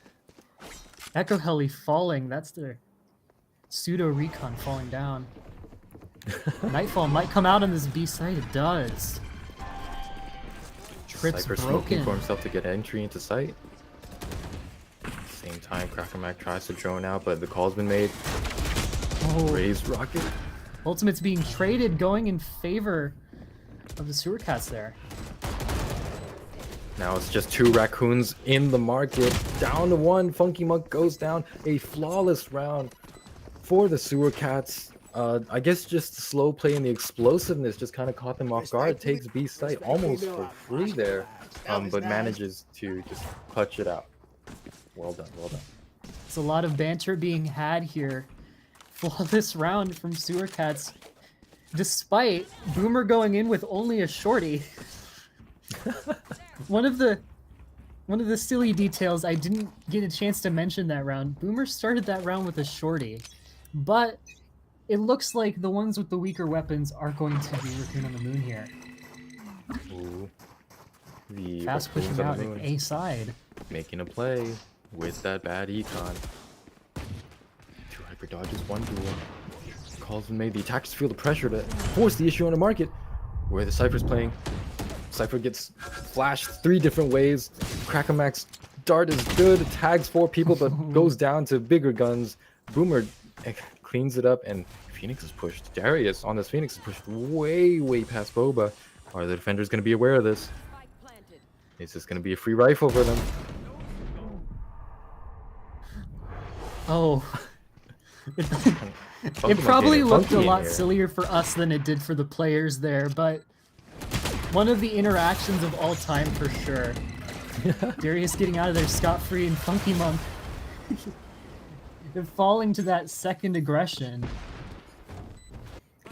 Darius gets a triple on the board, Yeah. showcasing why Phoenix can be so devastating in the hands of someone who knows what they're doing, and that actually brings the score to 10-9 for Sewer Cats. On top of that, they have Phoenix ults ready to go, and a very aggressive Sova drone available at their command whenever they need it. That's 4 rounds in a row now for Sewer Cats. They've definitely been hitting their stride, getting really confident in their utility usage for those duels especially. And just in general, those duels have been taken really well. With a lot of Agreed. confidence there and not too much aggression. Agreed. You But got definitely it. just enough. You love to see it on the attacker side, so I'd like to see how the defenders choose to react to this. I'm not even sure what to say to them at the moment, but I will say, judging from their positioning right now, they're kind of really afraid to take space that may or may not be available to them. All of them bunching up, basically playing completely off site, maybe want to taking advantage of the Sova ults for them, or just very worried about taking duels in the first place. It's definitely their fears catching up to them there, but it might lead them. It might lead just to them getting picked off one by one. Unfortunately, for the attackers though, they do group up towards A slightly more stacked site with the Cypher utility from Nam. Looks like the Hopefully call's that kind of been means made. Raccoon on the Moon can get a little more value out of their bodies. Ooh, no one trades the Phoenix ults, but the information has been gathered that there are defenders on this alley side. Kills go down, Funky Monk and Minimoth get their own, Sova ult goes down to deny, the plant 2 Hyper gets their own. Now it's just 2-4. Advantage defenders.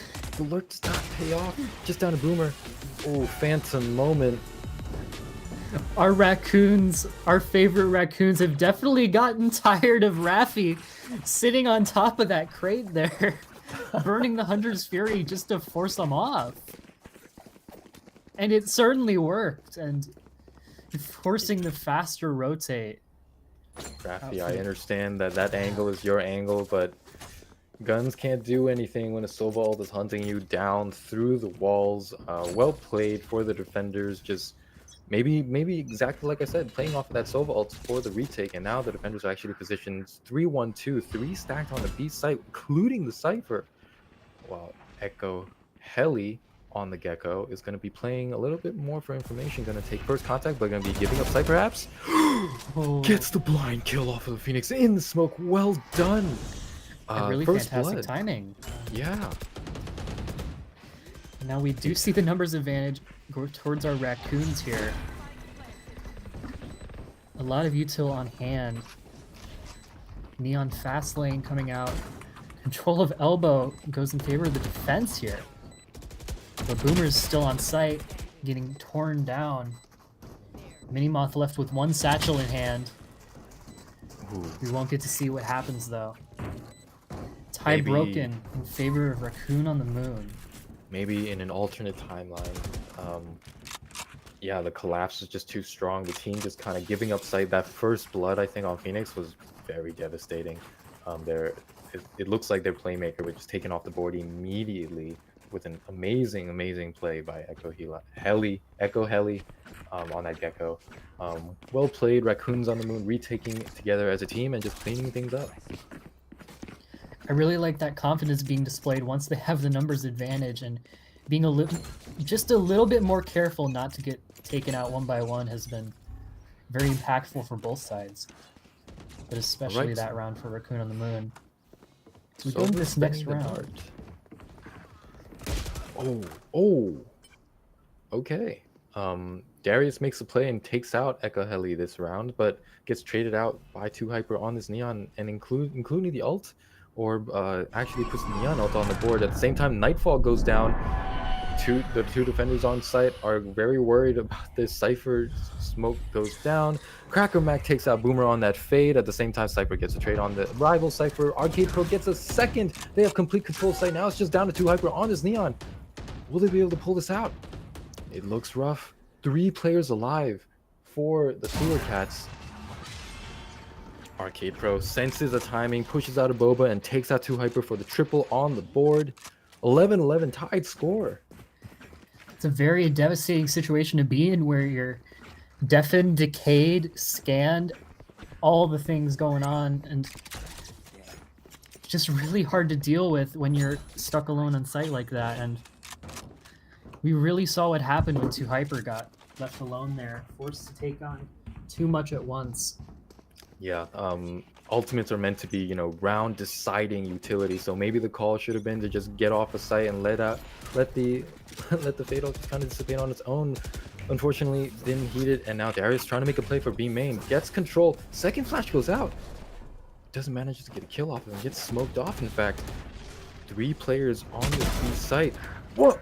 Just walks out and takes out 2 Hyper at the same time. Minimoth gets Funky Monk out of mid. Advantage 5-3. What was that? That advantage is going to be really crucial in the rest of this round. Run it back online, base the Thrash out. Amazing play. Solo Phoenix ult baits out everything. All the defenders are on B site, which means A is completely free for the 4 remaining players. Cracker Mac actually in that area, so a little embarrassing there, but that's okay. That's okay. 4-3. 4 attackers for the Sewer Cats. Completely free. Plant goes down. Ray's ult on the board. That 1-player fake was devastating, and it definitely worked on Raccoon on the Moon. All 3 players were left towards B by the time the bomb went down. Swinging out raw out of that cage, Raffi falling. Numbers suddenly even with a Thrash on board. Not seeing anything, but scanning the site. Not much time left to defuse the bomb. Cracker Mac falling. Boomer gets 1, and the Minimoth's ultimate comes out once again for 3, but the bomb was still defused. Match point for Raccoon on the Moon. Unfortunately, the Minimoth huge flank doesn't pay off. Just took a little too long. Maybe the call was made for the Raccoon to realize that since Minimoth was not seen since the very beginning, that they're obviously on the flank and don't have time to contest the defuse. Well done to bring it to match point for Raccoon on the Moon. And it's very crucial for our defenders here that showstopper is offline for virtually the rest of the game. Yeah, the attackers are probably feeling a little bit of the heat from that moment, and to be considered to be brought up to match point, actually poised to take. They have B main control now, and a little bit of mid control thanks to Omen on that tiles. But this is the stacked site. This is the strong site. B site has 3 defenders, including the Cypher utility. This could be rough. The attackers. Darius just walks out and gets Sova. Okay. Oh, what? Okay. Darius' flash getting absorbed by that cyber cage. Minimoth jumping away. Looks like our Sewer Cats are opting to fall away from the B site, but Raccoon on the Moon very aware of this.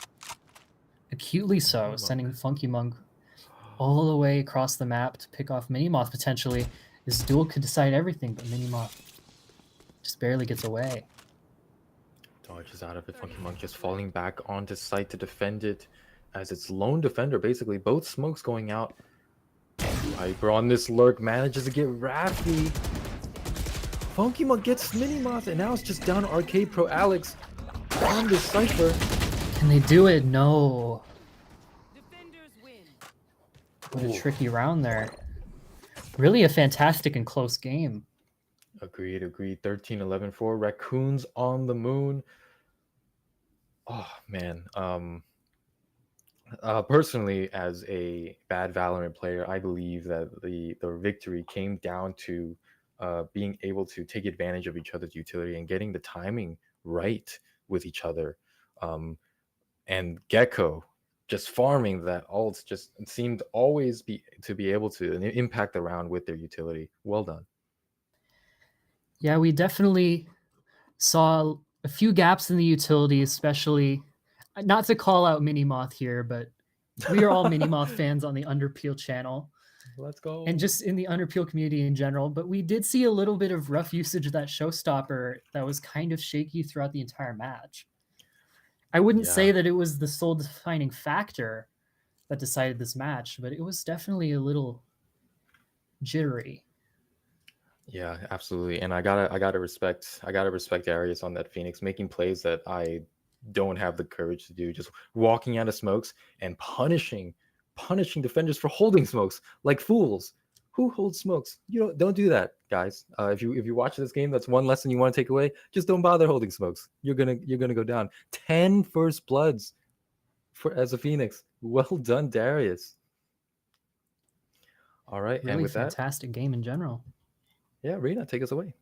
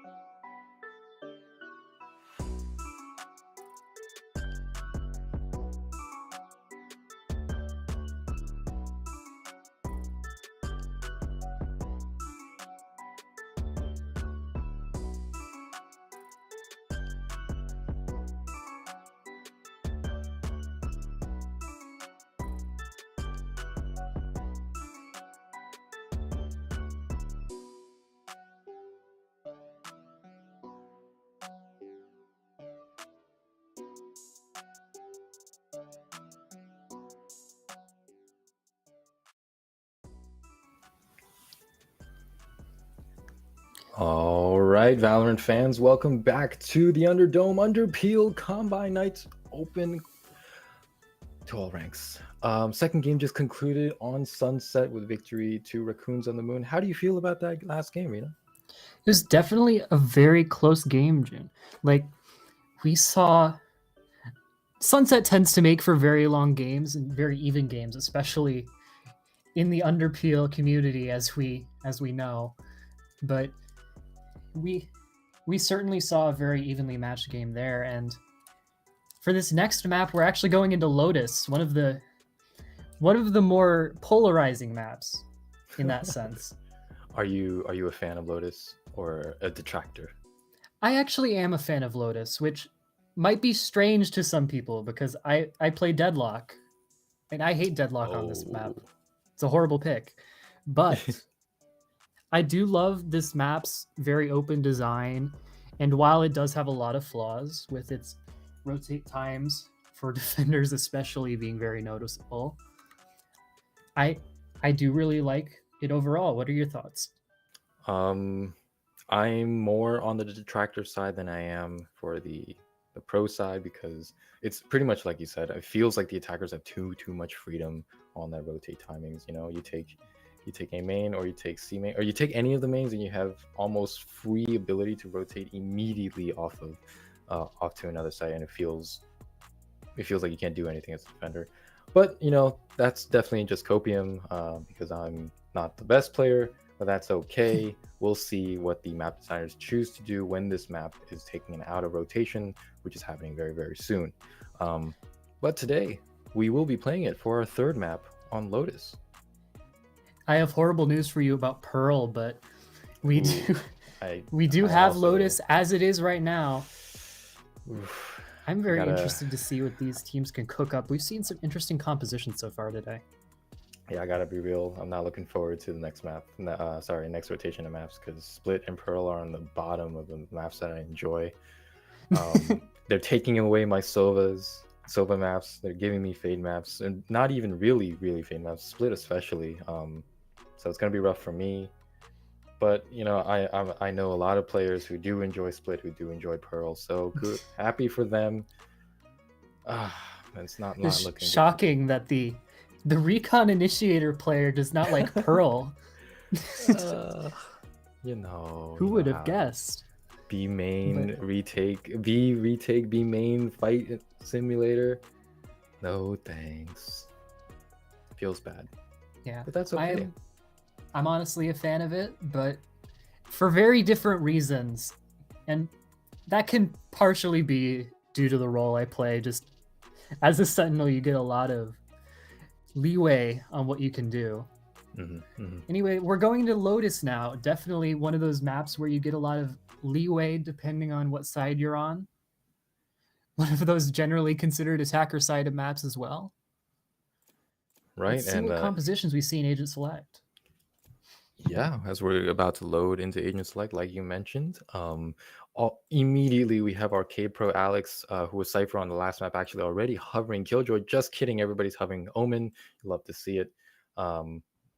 Is this for real? How do you feel about just random picks, random agent picks on this map for the third game?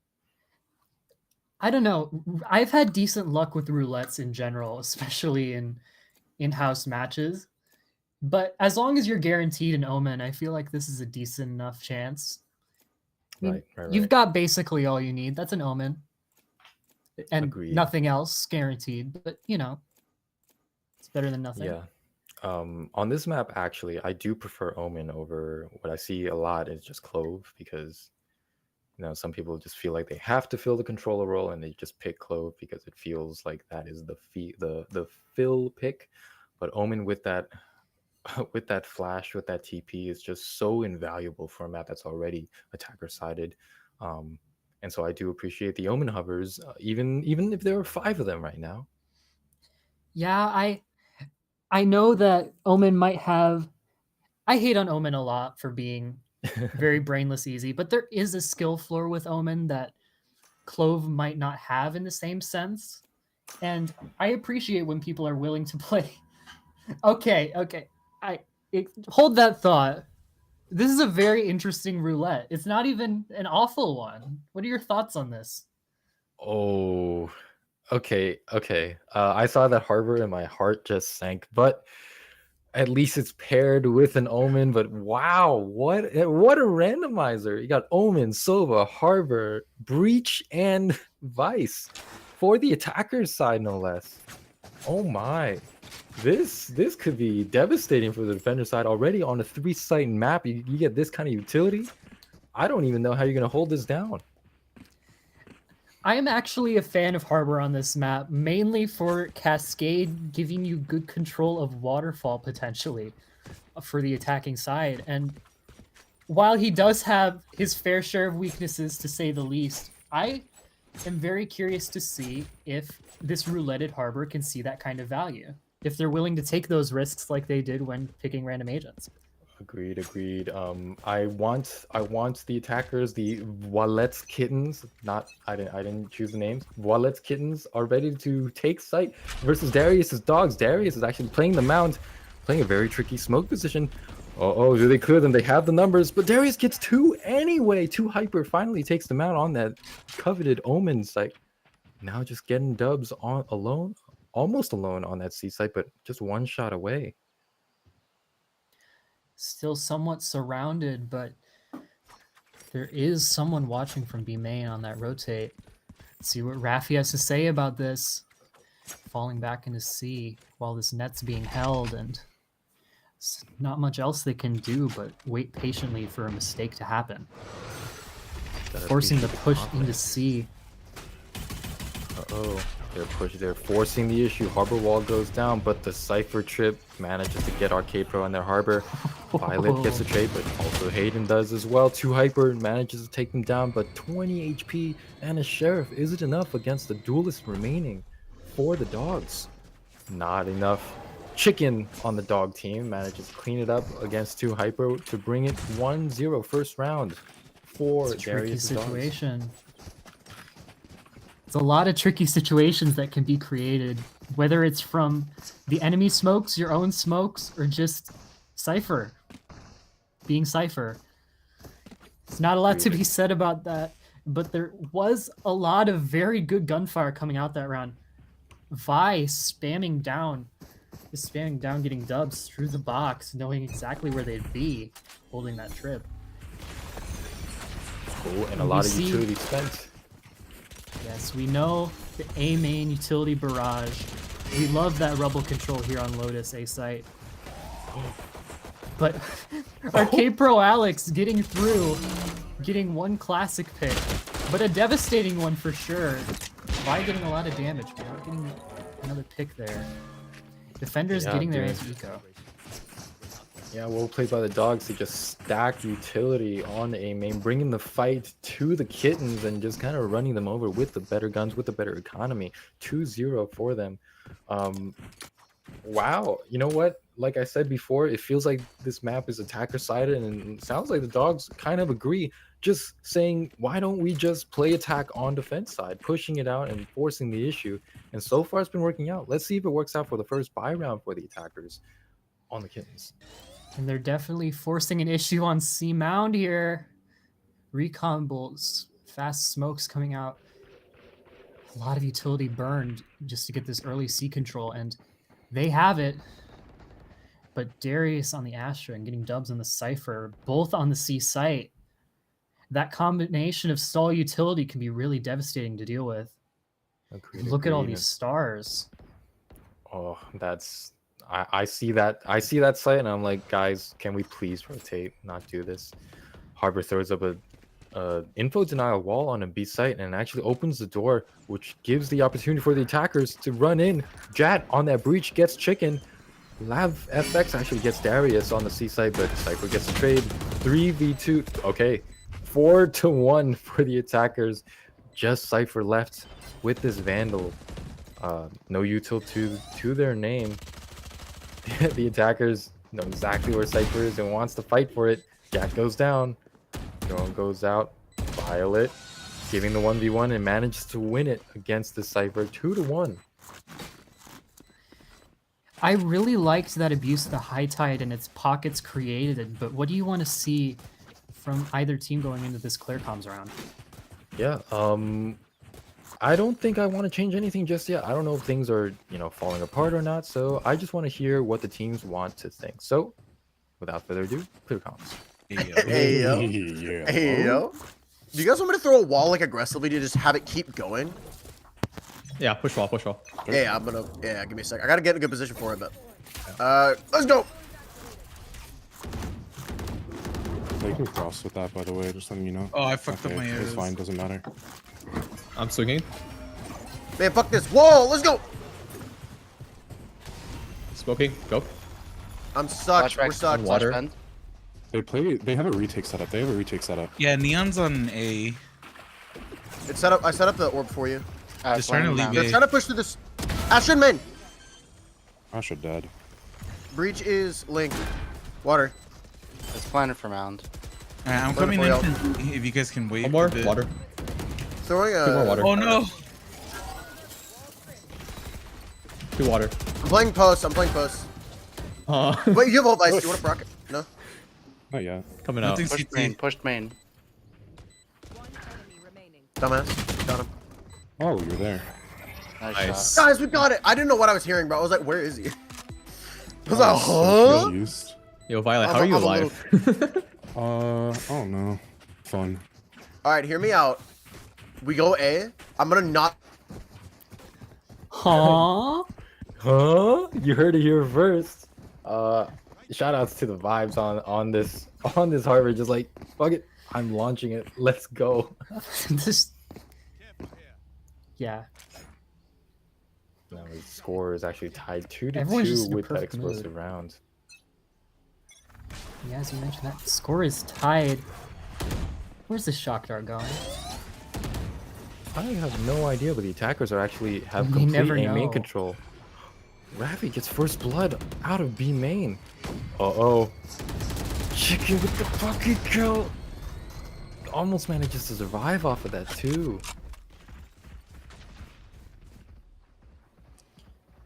Those interesting initial round. The picks are attackers going to be actually have very been crucial still- here on Eco. Are about to get the plant down perhaps on Gun the A disadvantage, side. but body disad.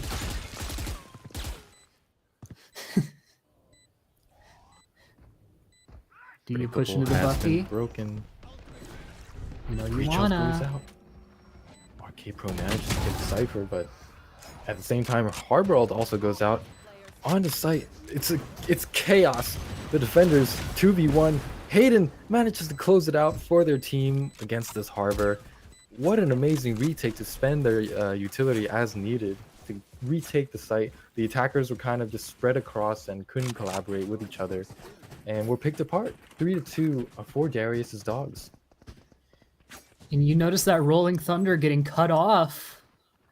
The Kittens have lost their Breach ultimate in a very brutal way. Unfortunate. Dying to an Eco. Unfortunate. It's very unfortunate indeed.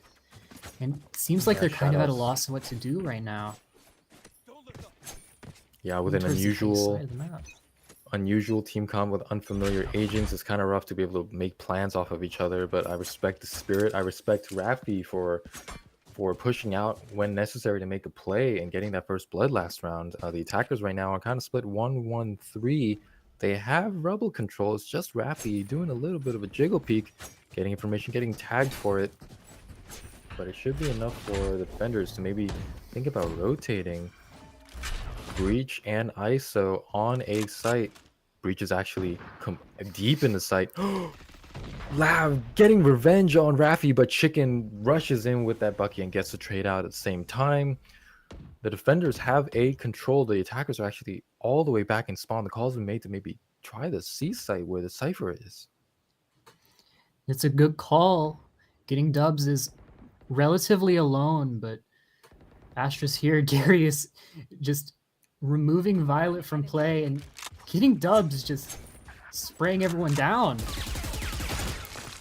And there wasn't much that Kittens could do. Yeah, cleaned up there, getting dubs, demonstrating that their name should maybe be getting kills off of these wires, just getting, I think, 2 for free, basically, just spamming through walls, thanks to that really strong Cypher utility. Well played by Darius's dogs, 4-2. This is a very, very devastating play with those wires, and having Darius to back the fire up made it really difficult for the Kittens to address what needed to be taken out first. And all right, a bit as of an we eco see, round. Relatively broken by, that means a B site hit most of the time. Absolutely. High tide being prepped. Time the dogs pushed up way deep into A main. The call's probably been made. Cypher trip goes wide. Darius swings out and gets 3. Darius, that's fantastic here. Cade Pro Alex stuck behind high tide with a stinger, and Vi getting the deserved 2 kills before going down. Really fantastic play there, despite falling behind. Violet just turning up the violence, making it seem possible for them. But as an eco round, what are you going to do? 5-2 for Darius' dogs. How many times do I have to say it? Darius swings out and gets a kill. Wild play is well done by Darius' dogs that bring the score 5-2. Oh, man. They just weren't ready for that push out when the smoke came up, and no one was looking there. Really brutal gap in their play. But speaking of brutal, we're seeing yet another Neon plus Flash push down C.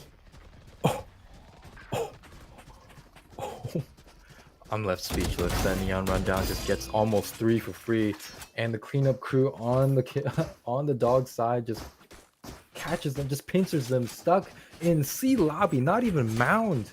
The aggression, like I said before, it looks like dogs just recognize that maybe we just push everything and it works out for them. Kittens looking a little lost here. Maybe they need to call a timeout and just recenter themselves and really think about how their util can play against each other.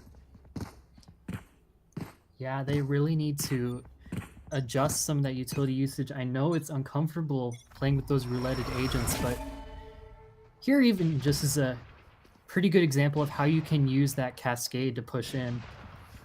That aggressive smoke screen that can sometimes protect you from sight. Vi somehow doesn't spot Chicken passing through the cove, going for the knife, barely catching them before they go into high gear. Now the numbers are actually 4-4. All the attackers are gathered up on the A side. Has the call been made? Yeah, no. ISO ult goes out and manages to take one. But Lav on that Sova catches Darius. Rafi on that ISO trades out the 2 Hyper Omen. No smokes for either team available. This is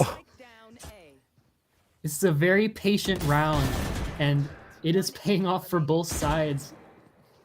One dying from either side at a time, seemingly no matter what happens. If there's anybody who can clutch the round, it's Violet on this Vice, running all the way to B site and planting for essentially CT. Has the ult on the board if they want it, but opts to do the big wraparound on the Heaven. Does Hayden on this breach are they aware? Taps the Seemingly spike. so. Oh, well played. So aware. Hayden on that breach catches Violet on the Vice off guard by clearing heaven before really getting it to half. So well done. Really fantastic call there to watch the heaven push, knowing that it's very likely a wrap could occur in a 1v1 scenario like that. You really need to get the jump on your opponent, and that would have been a perfect way to do it if Hayden wasn't aware. And we do go into round 10 here. 2 rounds for Kittens on the attacking side so far. What do you think they can do here? It's gonna be rough, but at this point, I think you gotta expend some of the else, maybe even 2 of the else to secure a round. You need to secure a little bit of that economy, get that op off the board. It's too oppressive. It's like they heard me. Harbor ult and Sova ult goes out at the same time to take A control completely. Hayden gets tagged, but doesn't fall to it. A YOLO shock bolts goes out. 2 YOLO shock bolts go out. But they do have complete mound control. They are aware of any flanks. Complete A side control. Lav just draining out in the open in the stairs and catches Hayden on that breach. K-Pro could have an amazing play here. Gets one. Ooh. Traded out by Chicken on that Neon. Not getting Chicken there is rough, but that's still 1 pick caught off guard. And Chicken comes through. Coming through the wall and getting one for free. A little bit of chip with that knife. Round going wave Darius and the dogs once again. So unfortunate. Just a very well placed swing out by Chicken to catch 2. It looked like a collapse to me, but wow, what a lineup. What a retake. Well played. 8-2, like you said, for the dogs. Oh my. What do you got to do here, man? Yeah, what's your advice to the Kittens? I've noticed that they've been burning a lot of utility, but not utilizing it to its fullest. Like, we notice that Harbor ulti actually plays a sound cue when there's someone in the radius of it. That A site was completely clear, and yet Hunter's Fury was burned on it anyway. Just some unfamiliarity with some of the agents being played, I suppose, but Chicken certainly has familiarity with Neon Slide and its benefits when pushing into someone like that. And Darius gets one more, caught off guard by Lav's Bucky. That's still Lav with 4 more to pick up. Chicken good for 4. Going to overdrive there. That's wild.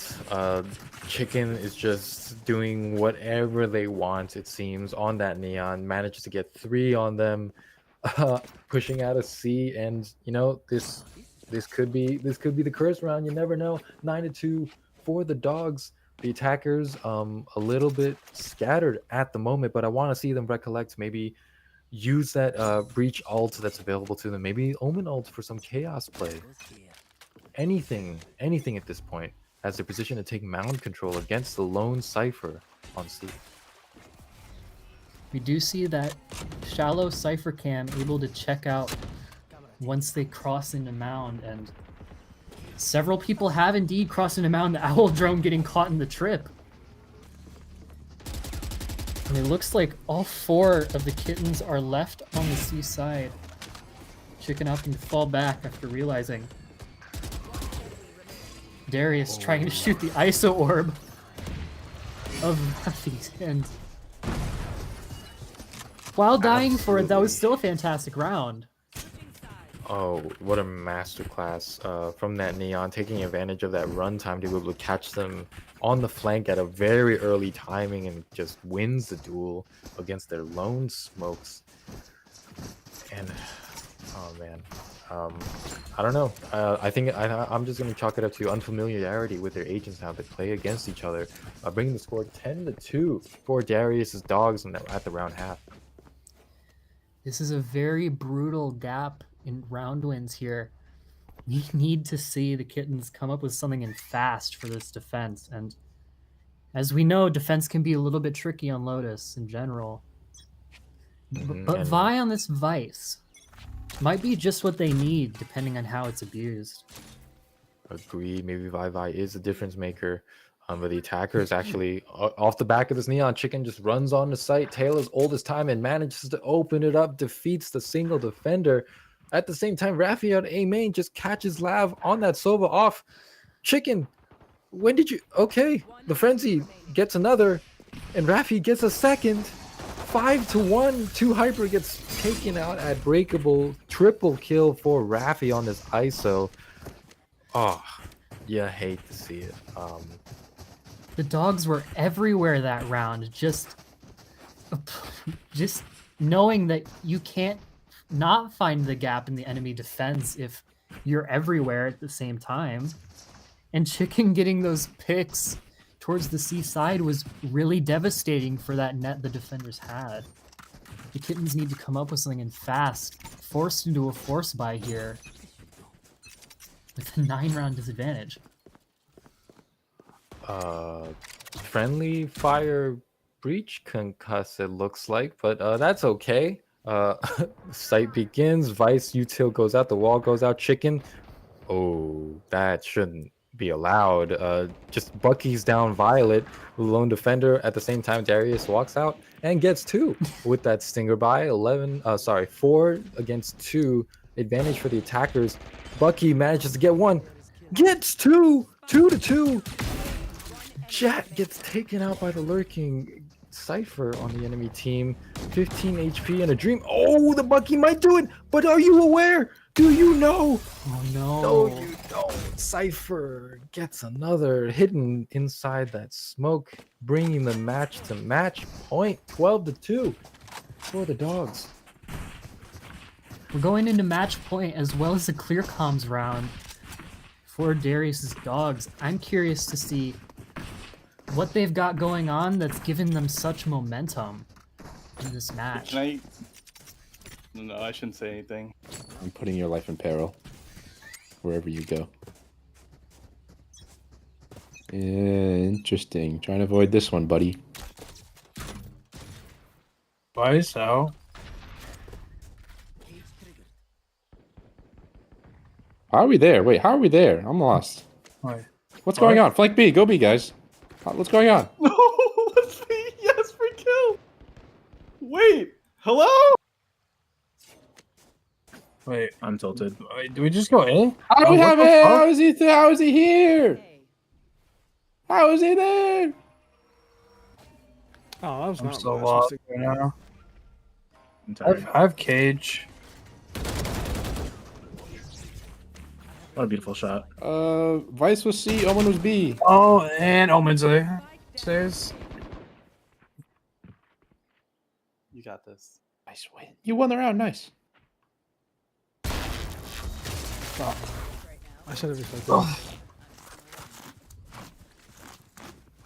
Okay, I may have grief to kill in B, but it's okay. I'm working on it. I'm just a little tired right now. I and think sleep deprived, which is why I'm missing my shots. Womp womp. Wompity womp womp. The Kittens are back on the board after a 10-round loss streak. Let's see how long they can keep this up.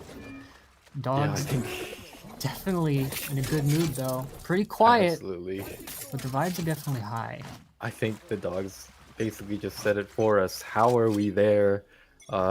Multiple occasions and manages the attackers actually get the rounds. But now Chicken opens it up against the Harbor. Arcade Pro gets a second Jat on the breach, takes a main control completely with the ult goes out. Lab gets a trade out, but Rafi also takes another. 3-2 for the dogs here. 2 Hyper. Oh, don't do it, Darius, please. Not like this. Oh, gets the Omen out of breakable, and Hayden finishes the job against Violet at stairs. Closes the game at 13-3 for the dogs. Well played, both teams.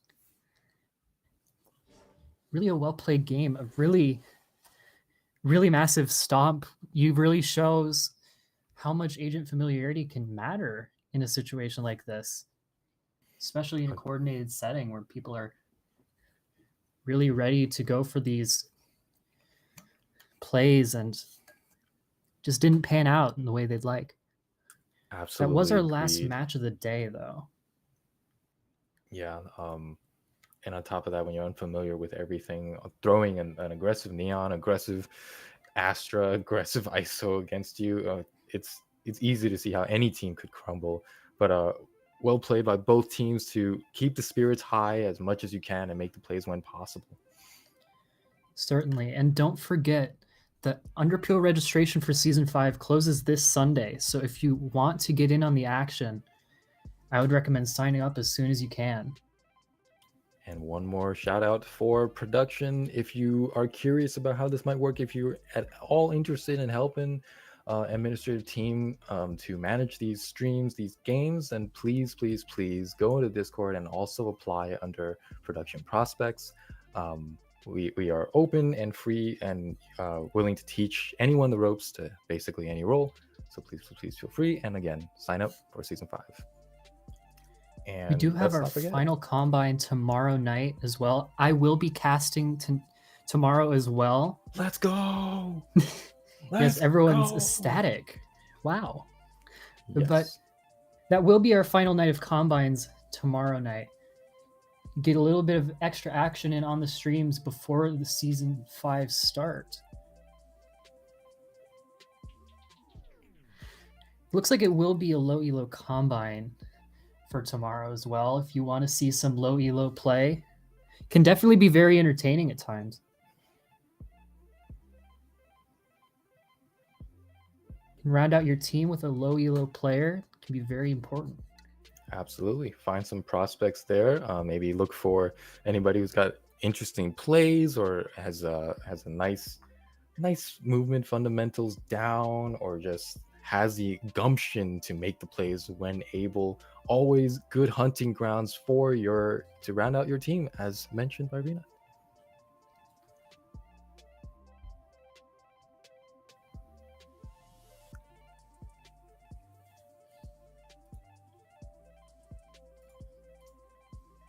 Also a reminder that we will be starting Season 5 next week. We'll have an opening announcement stream on Thursday before our first match, just to talk a bit more about Season 5 and what it will entail. Got teams, got schedule, we've got all the things that we could need coming up in that announcement stream. Should have the schedule on screen now. Just look at everything you got. Again, registration closing this Sunday. But we've got a very packed season coming up. Absolutely. And I hope Your you're as Fridays and excited for it as I Saturdays- am. Fridays and Saturdays are open for these matches. And so hope to see you there. Hope to see more people here to enjoy the season, to join the Underpeel and have fun with us. Learn to play with us.